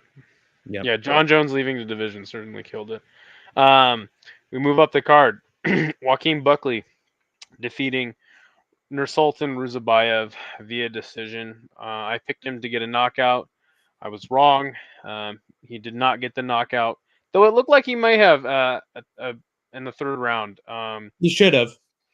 This was a strange match. Through and Yeah, through. you couldn't stop laughing after the fight happened. Dude, this fight was hilarious to me. I was very giddy during the fight, which is hard for me to be giddy during a fight. Now you have a fighter that you can get behind. Yeah, I'm not the big fan of Buckley, but the fight was so weird. Buckley trying to figure out the distance of Nursultan and just doing weird in and out movements, not able to do much from the outside. He didn't want to have a boring match, I believe, and I think he should have wrestled more, but he wasn't doing a lot with the wrestling. There was an exchange sometime in the fight where he was getting good ground and pound in. But ultimately, Nursultan's 7-6-1 record at welterweight going into this contest was probably what we should have been paying more attention to. I think he's a much better middleweight, and middleweight's dropping down to welterweight. It's usually not a good idea. Right. Welterweight's going up to middleweight. They tend to have more success. Look at a guy like Michel Pereira. But yeah, ultimately a very, very weird fight in the first round. By the second and third, it started going downhill for Ruzabayev. And all he really had was strikes from the right side. The teep kicks were nice. He had some good kicks from the back foot and a right hand. That's really all he had for Buckley. And once Buckley was finally able to close the distance, get the strikes in, get the takedowns, he looked good. But Buckley always fumbles the bag by the post-fight interview and calls out Conor McGregor.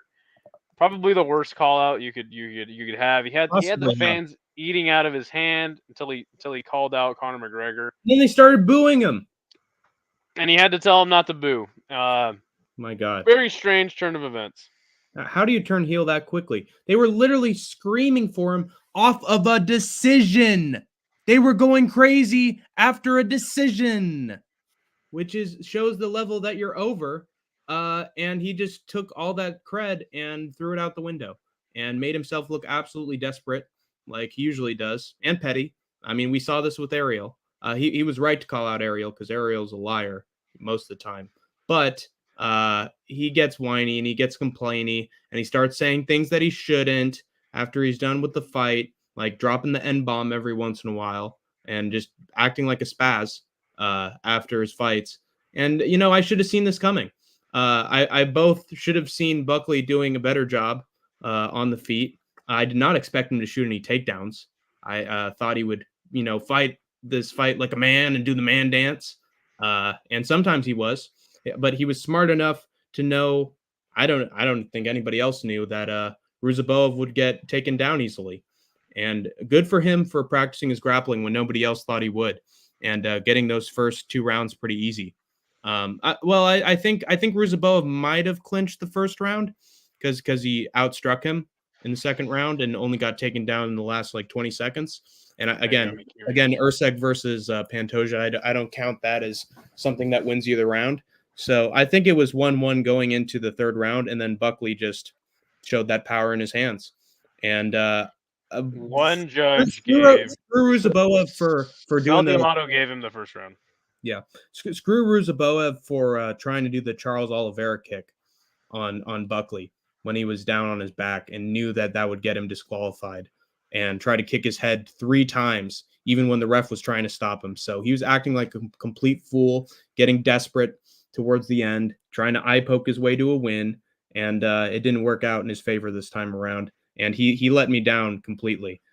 Even though it was close going into the third, I should have credited Buckley's power more, as well as his fight IQ. And he looked good when he had, Luque down on his back. Like, everybody was angry that Luque just quit. But they should have watched and seen that Buckley was hitting him with good strikes and maintaining good position while on top of him. And maybe could have predicted that he would do well while on top. So, there are always these little things that we could notice from previous fights that we choose not to. And that was one of them. And I think it determined the fight. I think it gave Buckley the win and the advantage. So good for him, but he needs, like Sean O'Malley, he needs someone to write his promos for him. He needs to go to freaking acting school or something so that he doesn't come off like an awkward dumbass. Or just talk to Chael Sonnen. Yeah, exactly. Hang out with the gangster. Do a few lines. Yeah, in the mean streets of Westland. On the glass desk. Yeah, and so I'm curious to understand a little more your love-hate relationship with these Eastern Bloc fighters. You seem to absolutely hate them, but also just overwhelmingly pick them to just get it done dominantly. I didn't say that he would get this done dominantly, but I did say that he would have the kind of frame that's KO'd Buckley before, which is the square hips, taller than him. That guy's name? He had a really funny name. No, it was a guy who head kicked him. Oh, let me years ago. Alizio Di Chirico. Yeah, Di Chirico. Yeah, that guy. He head kicked him and took his head clean off. Wowie. But then again, Jordan Wright, a guy who is much bigger than him, who he easily KO'd. I mean, it's not stupid to try to pick. And I don't think the fight was close going into the third round either. I think that Buckley had been running downhill on him.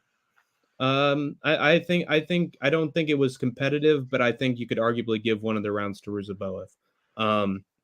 But eventually you got to start picking guys that could beat these guys. Especially Buckley, who's lost to certain types of fighters before. Sure. It's not unwise to pick certain people for upsets. And Ruziboev is a knockout artist. He usually does it in the first round. But I think Buckley, I underrated him a little bit. But there are certain parts of his game that I think he still needs to work on the feet. And I can take merit for saying that and be right in saying that. And to be fair, I was very torn on this fight too before I made my. It was a close. It was a close fight on paper. On paper, but Buckley proved me wrong and showed that he has decent grappling. So I'm going to keep that in mind for his next couple fights, especially against guys who are primarily strikers. But God damn it, Buckley, you had all the stock in the world and you just you let it plummet right after that. It's like fucking marketing Crypto Zoo right after you started a charity for children. Which is why Hank said this would be, or I don't know if Hank said it, but a lot of people were saying this fight was punishment for Buckley for interrupting Dana White at a media press conference. But yeah, I mean, I don't think Buckley. It was a punishment in the end. It was a punishment in the end. Yeah, he does it to himself. Dana knew that he would self-sabotage himself. What's next for Buckley? Again, I'm now looking at the rankings. I think so now he's sort of number 13. Kevin isn't doing anything. Neil Magny isn't doing anything. Vicente's obviously done. Oh, it might be sort of interesting. Could be Joff Neal. Joff? Hands of Steel, Joff Neal. Have them do a back and forth tussle and see who's the better striker, so that we can guarantee it. Yeah, I like that fight. Again, I'm not high on matchmaking guys coming off of wins, especially a win streak against guys on losing streaks. Jeff Neal coming off of 2 losses. One of them's a lot closer than the others, though. Sean Brady coming off of a submission win, hasn't been able to get a fight. He was supposed to headline Atlantic City, and that fight fell apart. I believe actually against Neal, if I'm not mistaken. Yeah. I like that fight. I would never pay money to watch that fight, though, in my life. I don't think. I like Sean Brady. I do like that fight. I think that on the feet, that's an easy win for a guy for Buckley against a guy who got pieced up by Chiesa. But Ian Gary, I like that fight too. But I think Sean Brady is about where we fall. Kevin Holland getting the rematch with him, I think that's a fight you could run it back at any time. Yeah, it would be a fun fight, but it wouldn't make sense in terms of both guys' momentum. 100%. Yeah.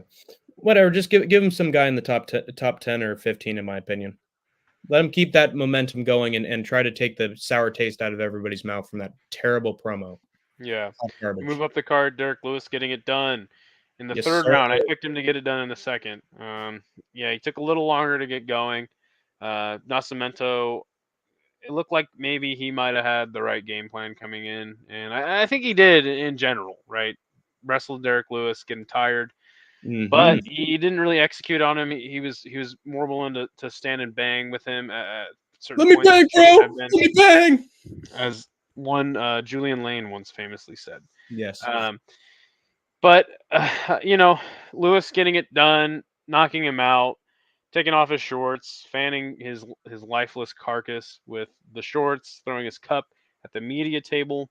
But I thought we were in a half crescent moon or a half moon. I didn't know it was a full moon that night. And it was a half moon because he didn't fully moon the crowd. He did half moon them. But again, as Derek Lewis said himself, I wasn't going to lose to this taxi cab driver from Brazil.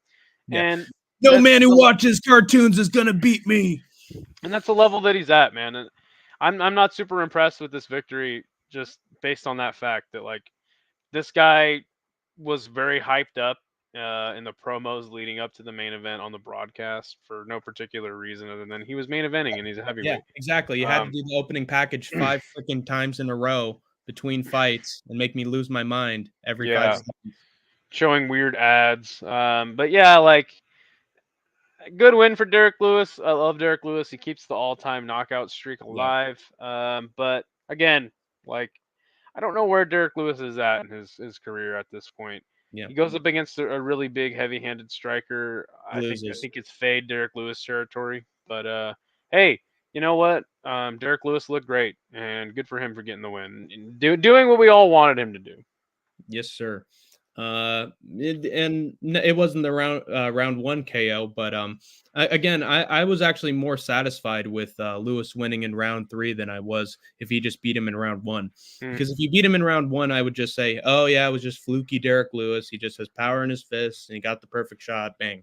but he actually showed that he was the better fighter than Nasty Mento in this one. in that he had, there were so many great nicknames in the City Life chat for Nascimento. I was actually shocked that they had so many different combinations of words.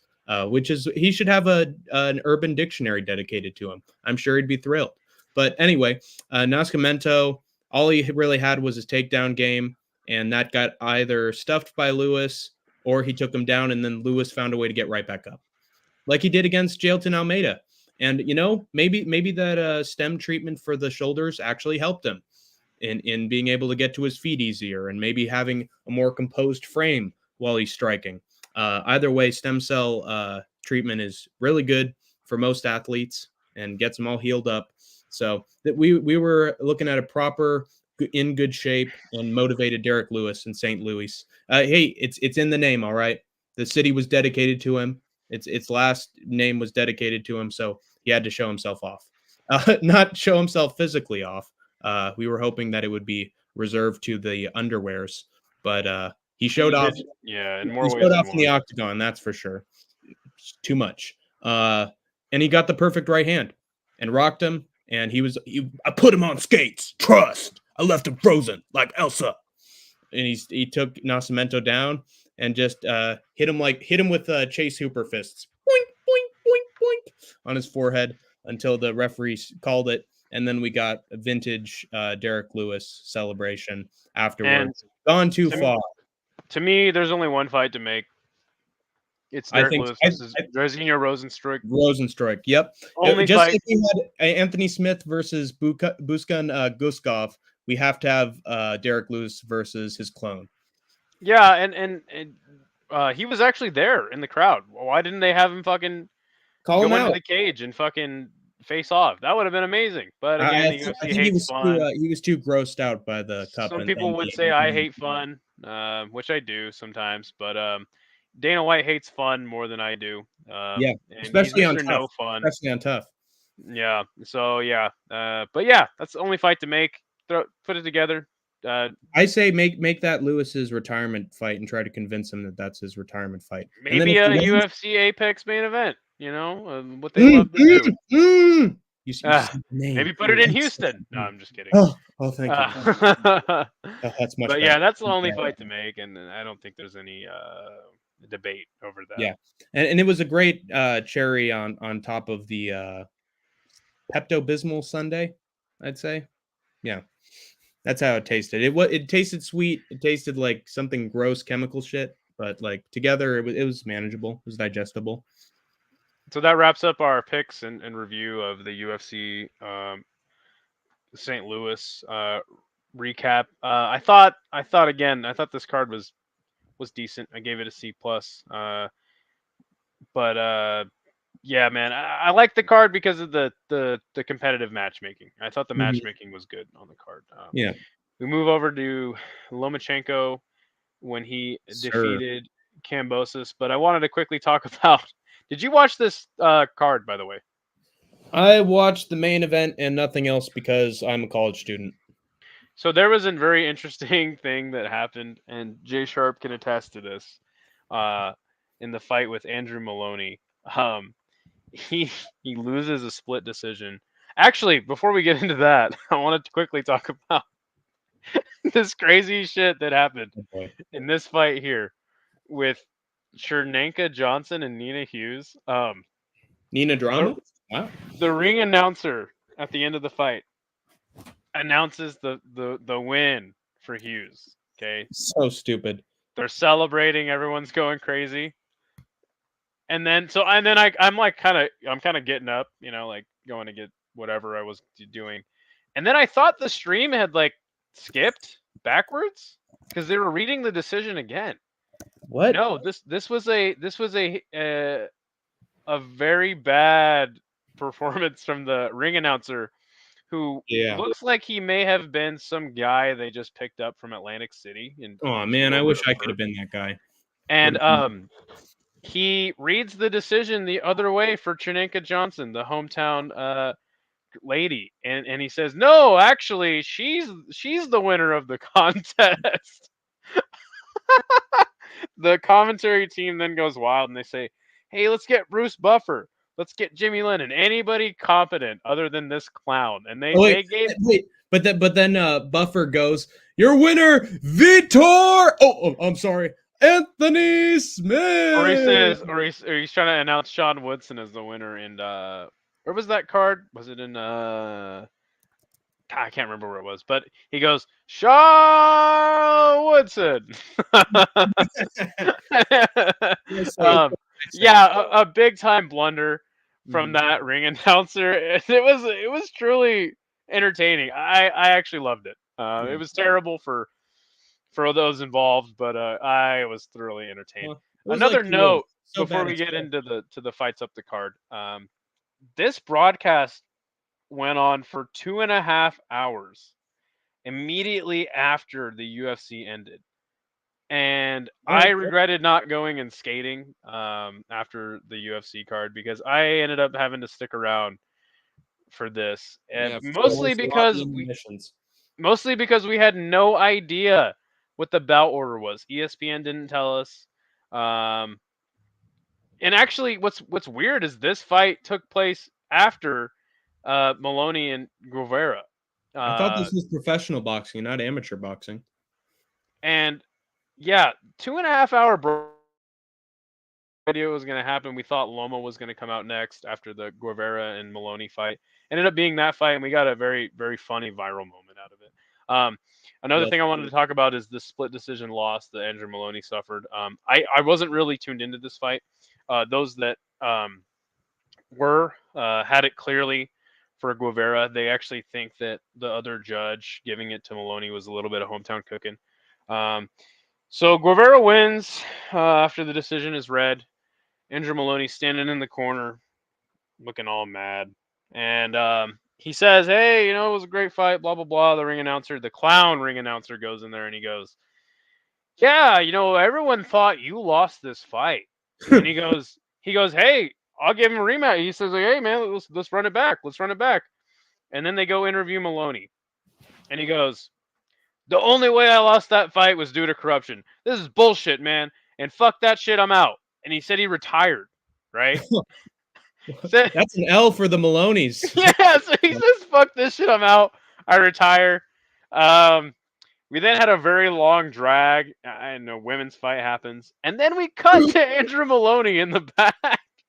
Here's the fucking thing, you guys. I fucking hate Drickus Duplessis in Canada and the UFC. And they interview him, guys. He goes off, and he's talking about how bullshit it was. I put so much work into this, and you know what? I had a torn bicep going into this fight. I don't ever make excuses, but I had a torn bicep going into this fight. My foot was a balloon. My foot was a balloon. It came out of the socket. And then he goes, if they gave me the immediate rematch, I'll take it. And some people in the chat said that maybe he went in the back, and some guys are like, hey, look, man, you still owe us money. And you can see his wife visibly crying. Jesus very Christ. Strange, very, very interesting and strange broadcast. Maloney then walks out of the arena, not before kicking a chair over on his way out. Then he walks out the door. So yeah, it's like, dude, you said you're retired. Then you say you had a torn bicep. The guy said he would give you the rematch, and then you go, you walk it back. You walk it back, and you go, yeah, I'll take that rematch, but I'm still mad. Kicks a chair over and walks out of the arena. Like a man kid who didn't get his iPhone. Jesus Christ. Right, just threw a fit, man, and it was thoroughly entertaining. Save us, Loma! Save us from this shit card. We then had Lomachenko fighting George Kambosos, ferocious Kambosos. I feel safe and secure. I'm gonna go to my picks page. So give us your breakdown from what you saw.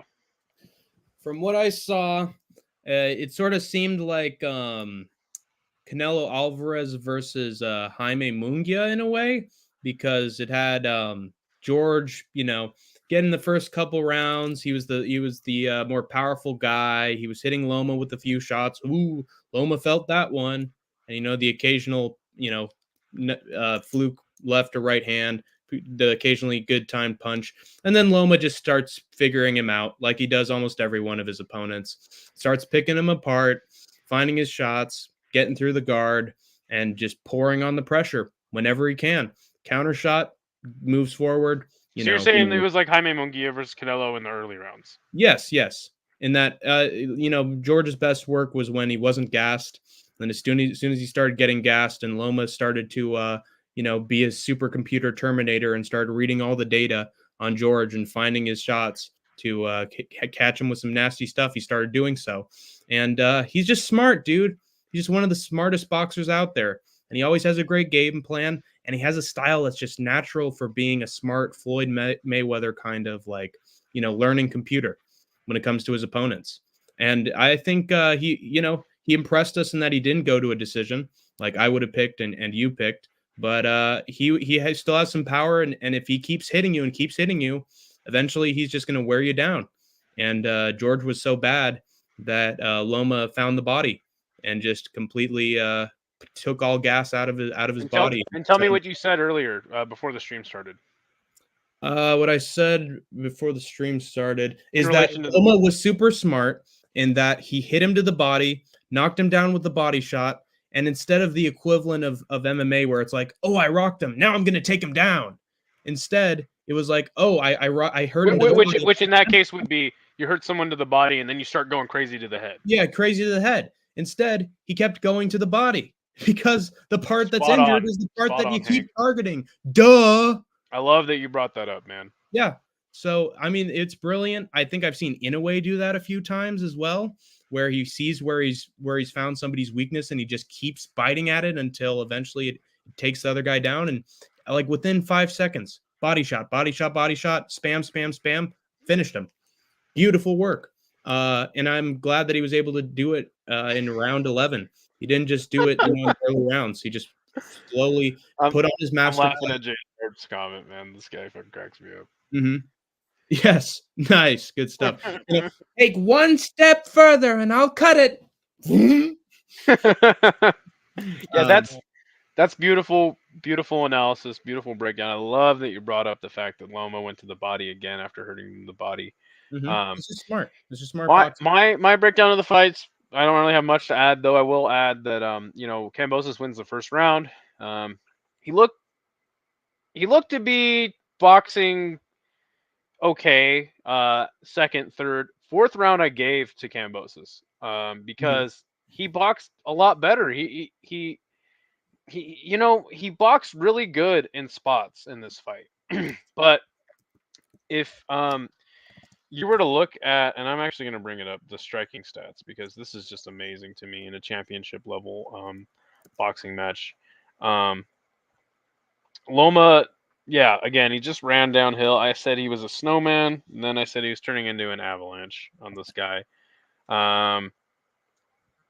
George, though he did look good in spots, and he boxed well in spots, he really had nothing for Lomachenko. And somebody called me and asked me what to do as far as bets go, and I tried to tell them, I go, look, bet Kambosos by decision. It's big plus money. Put a little bit of money on that. I also said, bet Loma straight up by KO. And he said, hey, the odds are better on under 10.5. And I said, put some money on that, but make sure you pick Loma straight up by KO. And he did not do that. And I wish he would have. But he did not. Back Haney's because head. Man, he almost got that under 10.5, dude. And by the 11th round is when he knocked him out. So, yep. Womp. But yeah, man, it's hard to be Mr. Mac and predict these things. Here we go. I have it right here. I don't rate this win very highly. I rate it much higher than I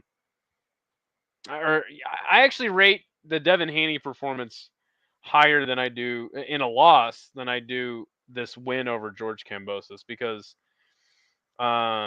I never thought for a second that Loma was losing a step. Though he is getting older, I never thought for a second he was losing a step. And that Devin Haney fight boxing is a much easier sport to remain relevant in, regardless of age, compared to MMA. I think with boxing you can have more of a gas take than you can in MMA. Yeah, for sure, and you can stretch your career out farther, mostly because you're making more money. Yeah, Um, you don't have to throw your body on the line 3 times a year. but yeah, I don't rate this win as high as that, man. I think a lot of people are going nuts over this win, and I don't think that's the right thing to do because let's be honest, man, Kambosos is a guy He who ain't just great. had He one ain't- amazing night Yeah, against Teofimo Lopez, and that fight should have never even happened. Like, really. yeah, he was sick as a dog. Well, not only that, but I don't think it should have ever happened because Kambosos didn't deserve it. He was just a mandatory for some fucking reason. And Yeah, we go to CompuBox here, though. This is very interesting to me. yeah. You know who's going to be the next great mandatory opponent? Sam Goodman, the man who brought Look Isaac. at this final punch stat report.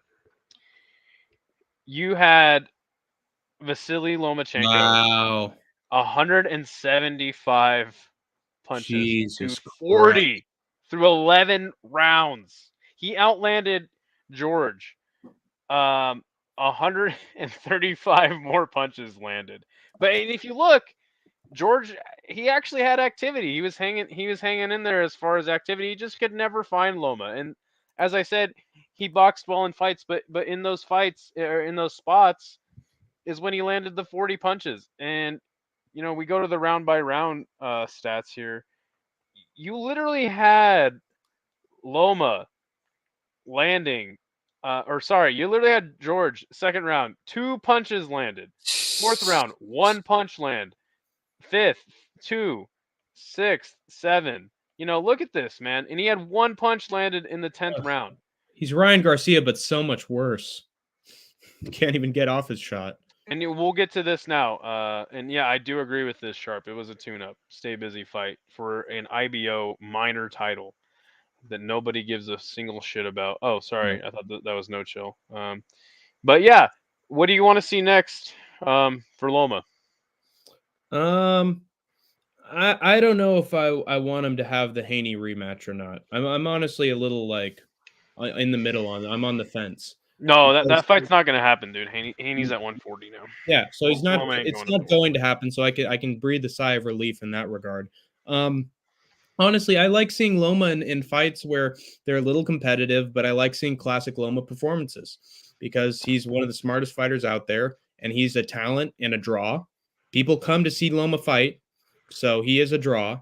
I'd put him against some nice prospects, and then have a few more good title fights, whether it's for the rest of the vacant belts in his division, and then as soon as he keeps winning all 3 of those belts, I would put him up against Stevenson. So there's only one other. There is a match coming up next week. Navarrete is going to fight Dennis Baranchik for the vacant IBF belt.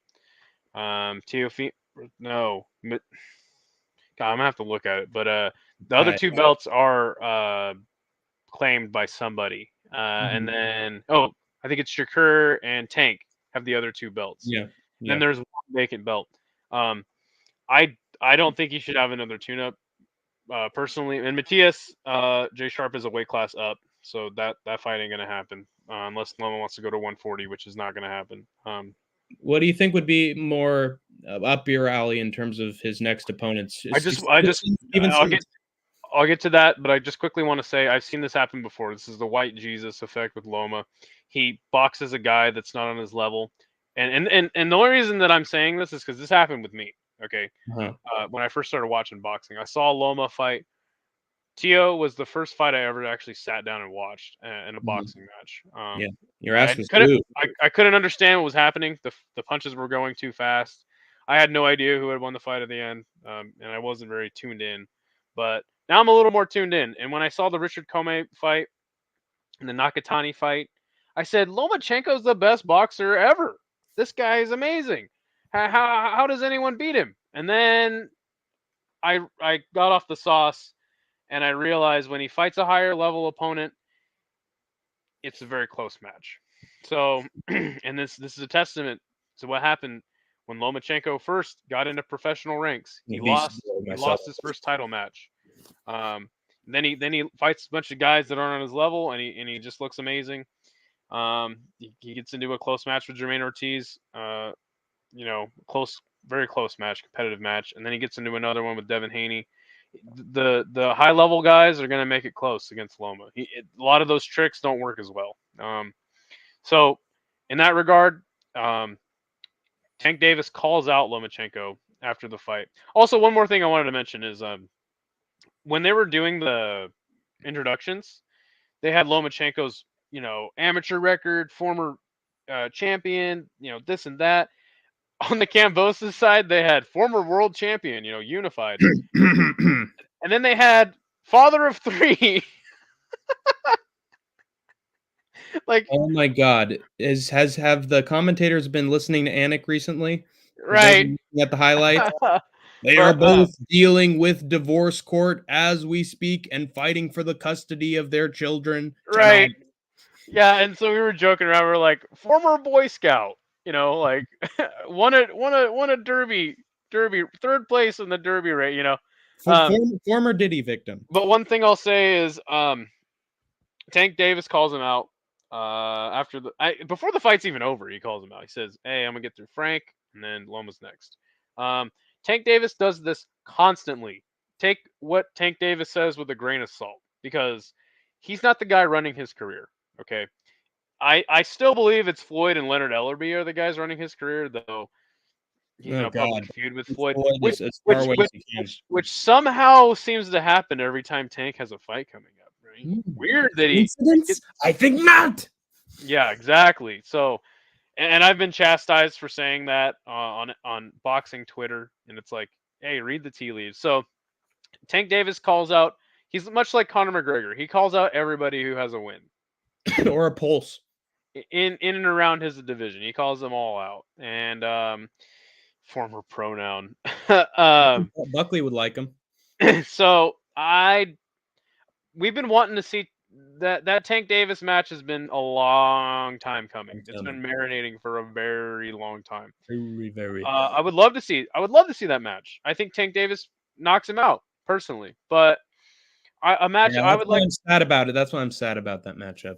A match I would much more like to see. I think Tank knocks everybody out. Pretty much. Yeah, except the world champion. Who's that? Whoever holds the belt, he'll just be the interim champion forever.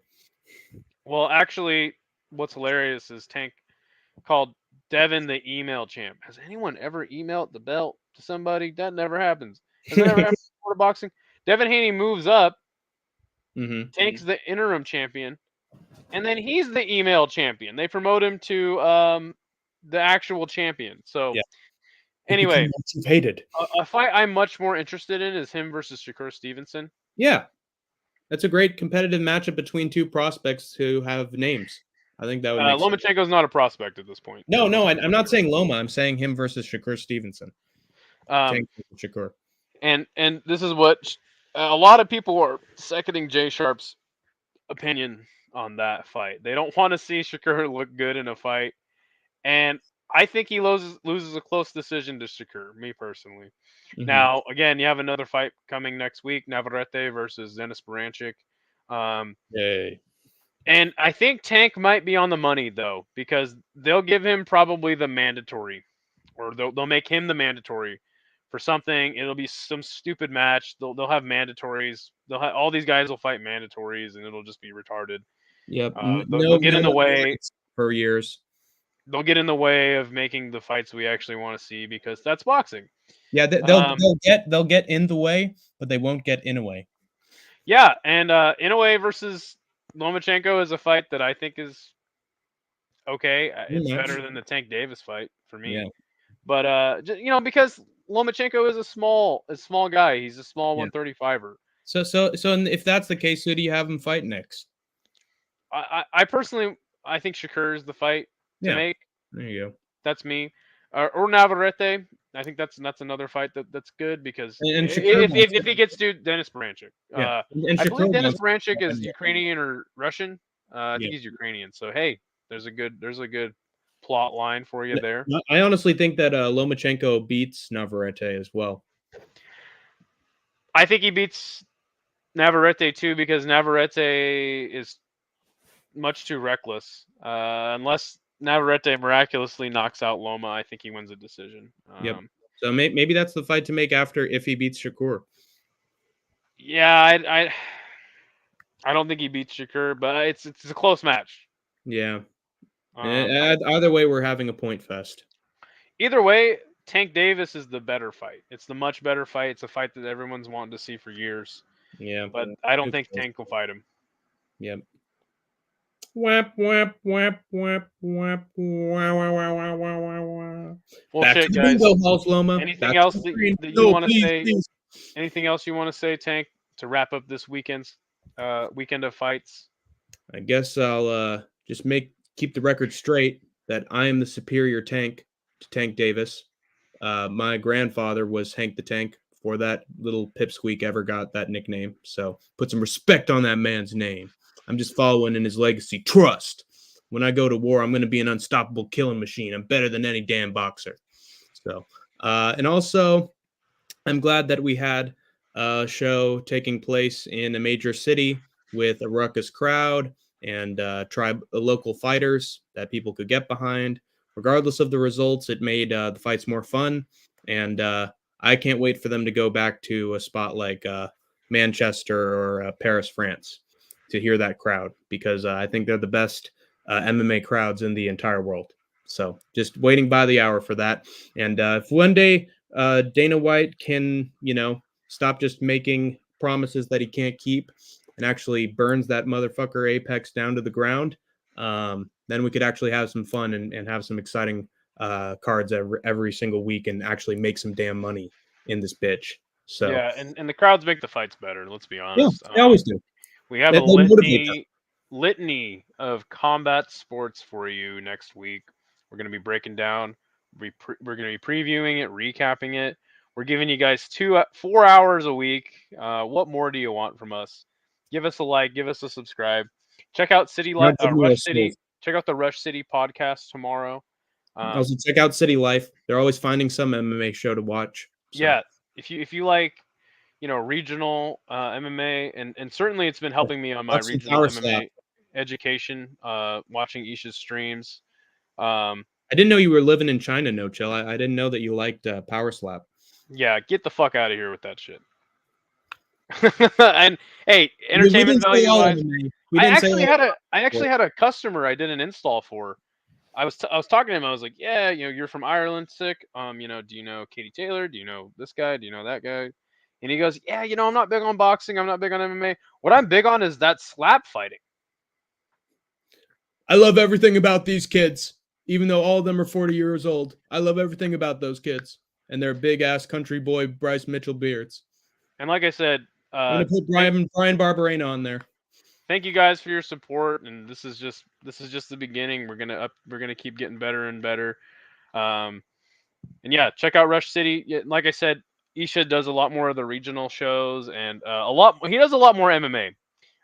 Jay's on Rush Hour, which is, again, this is how we combined it. Was through the force of Rush Hour and City Life coming together, like Voltron and Rush City. Jay does a lot more kickboxing and boxing. He's more of a boxing, kickboxing guy, but you get your full MMA fill. And between them and us, we'll keep giving you guys the content you need. That good MMA content right in your vein. Hook it to my veins! So give us a support. Like the stream. We'll be back. We'll be back around Friday, giving you another preview show. Yep. So until next time, you have successfully exited the war zone. Until we meet again, skaters and troopers. Peace out. West Side, war zone in the house.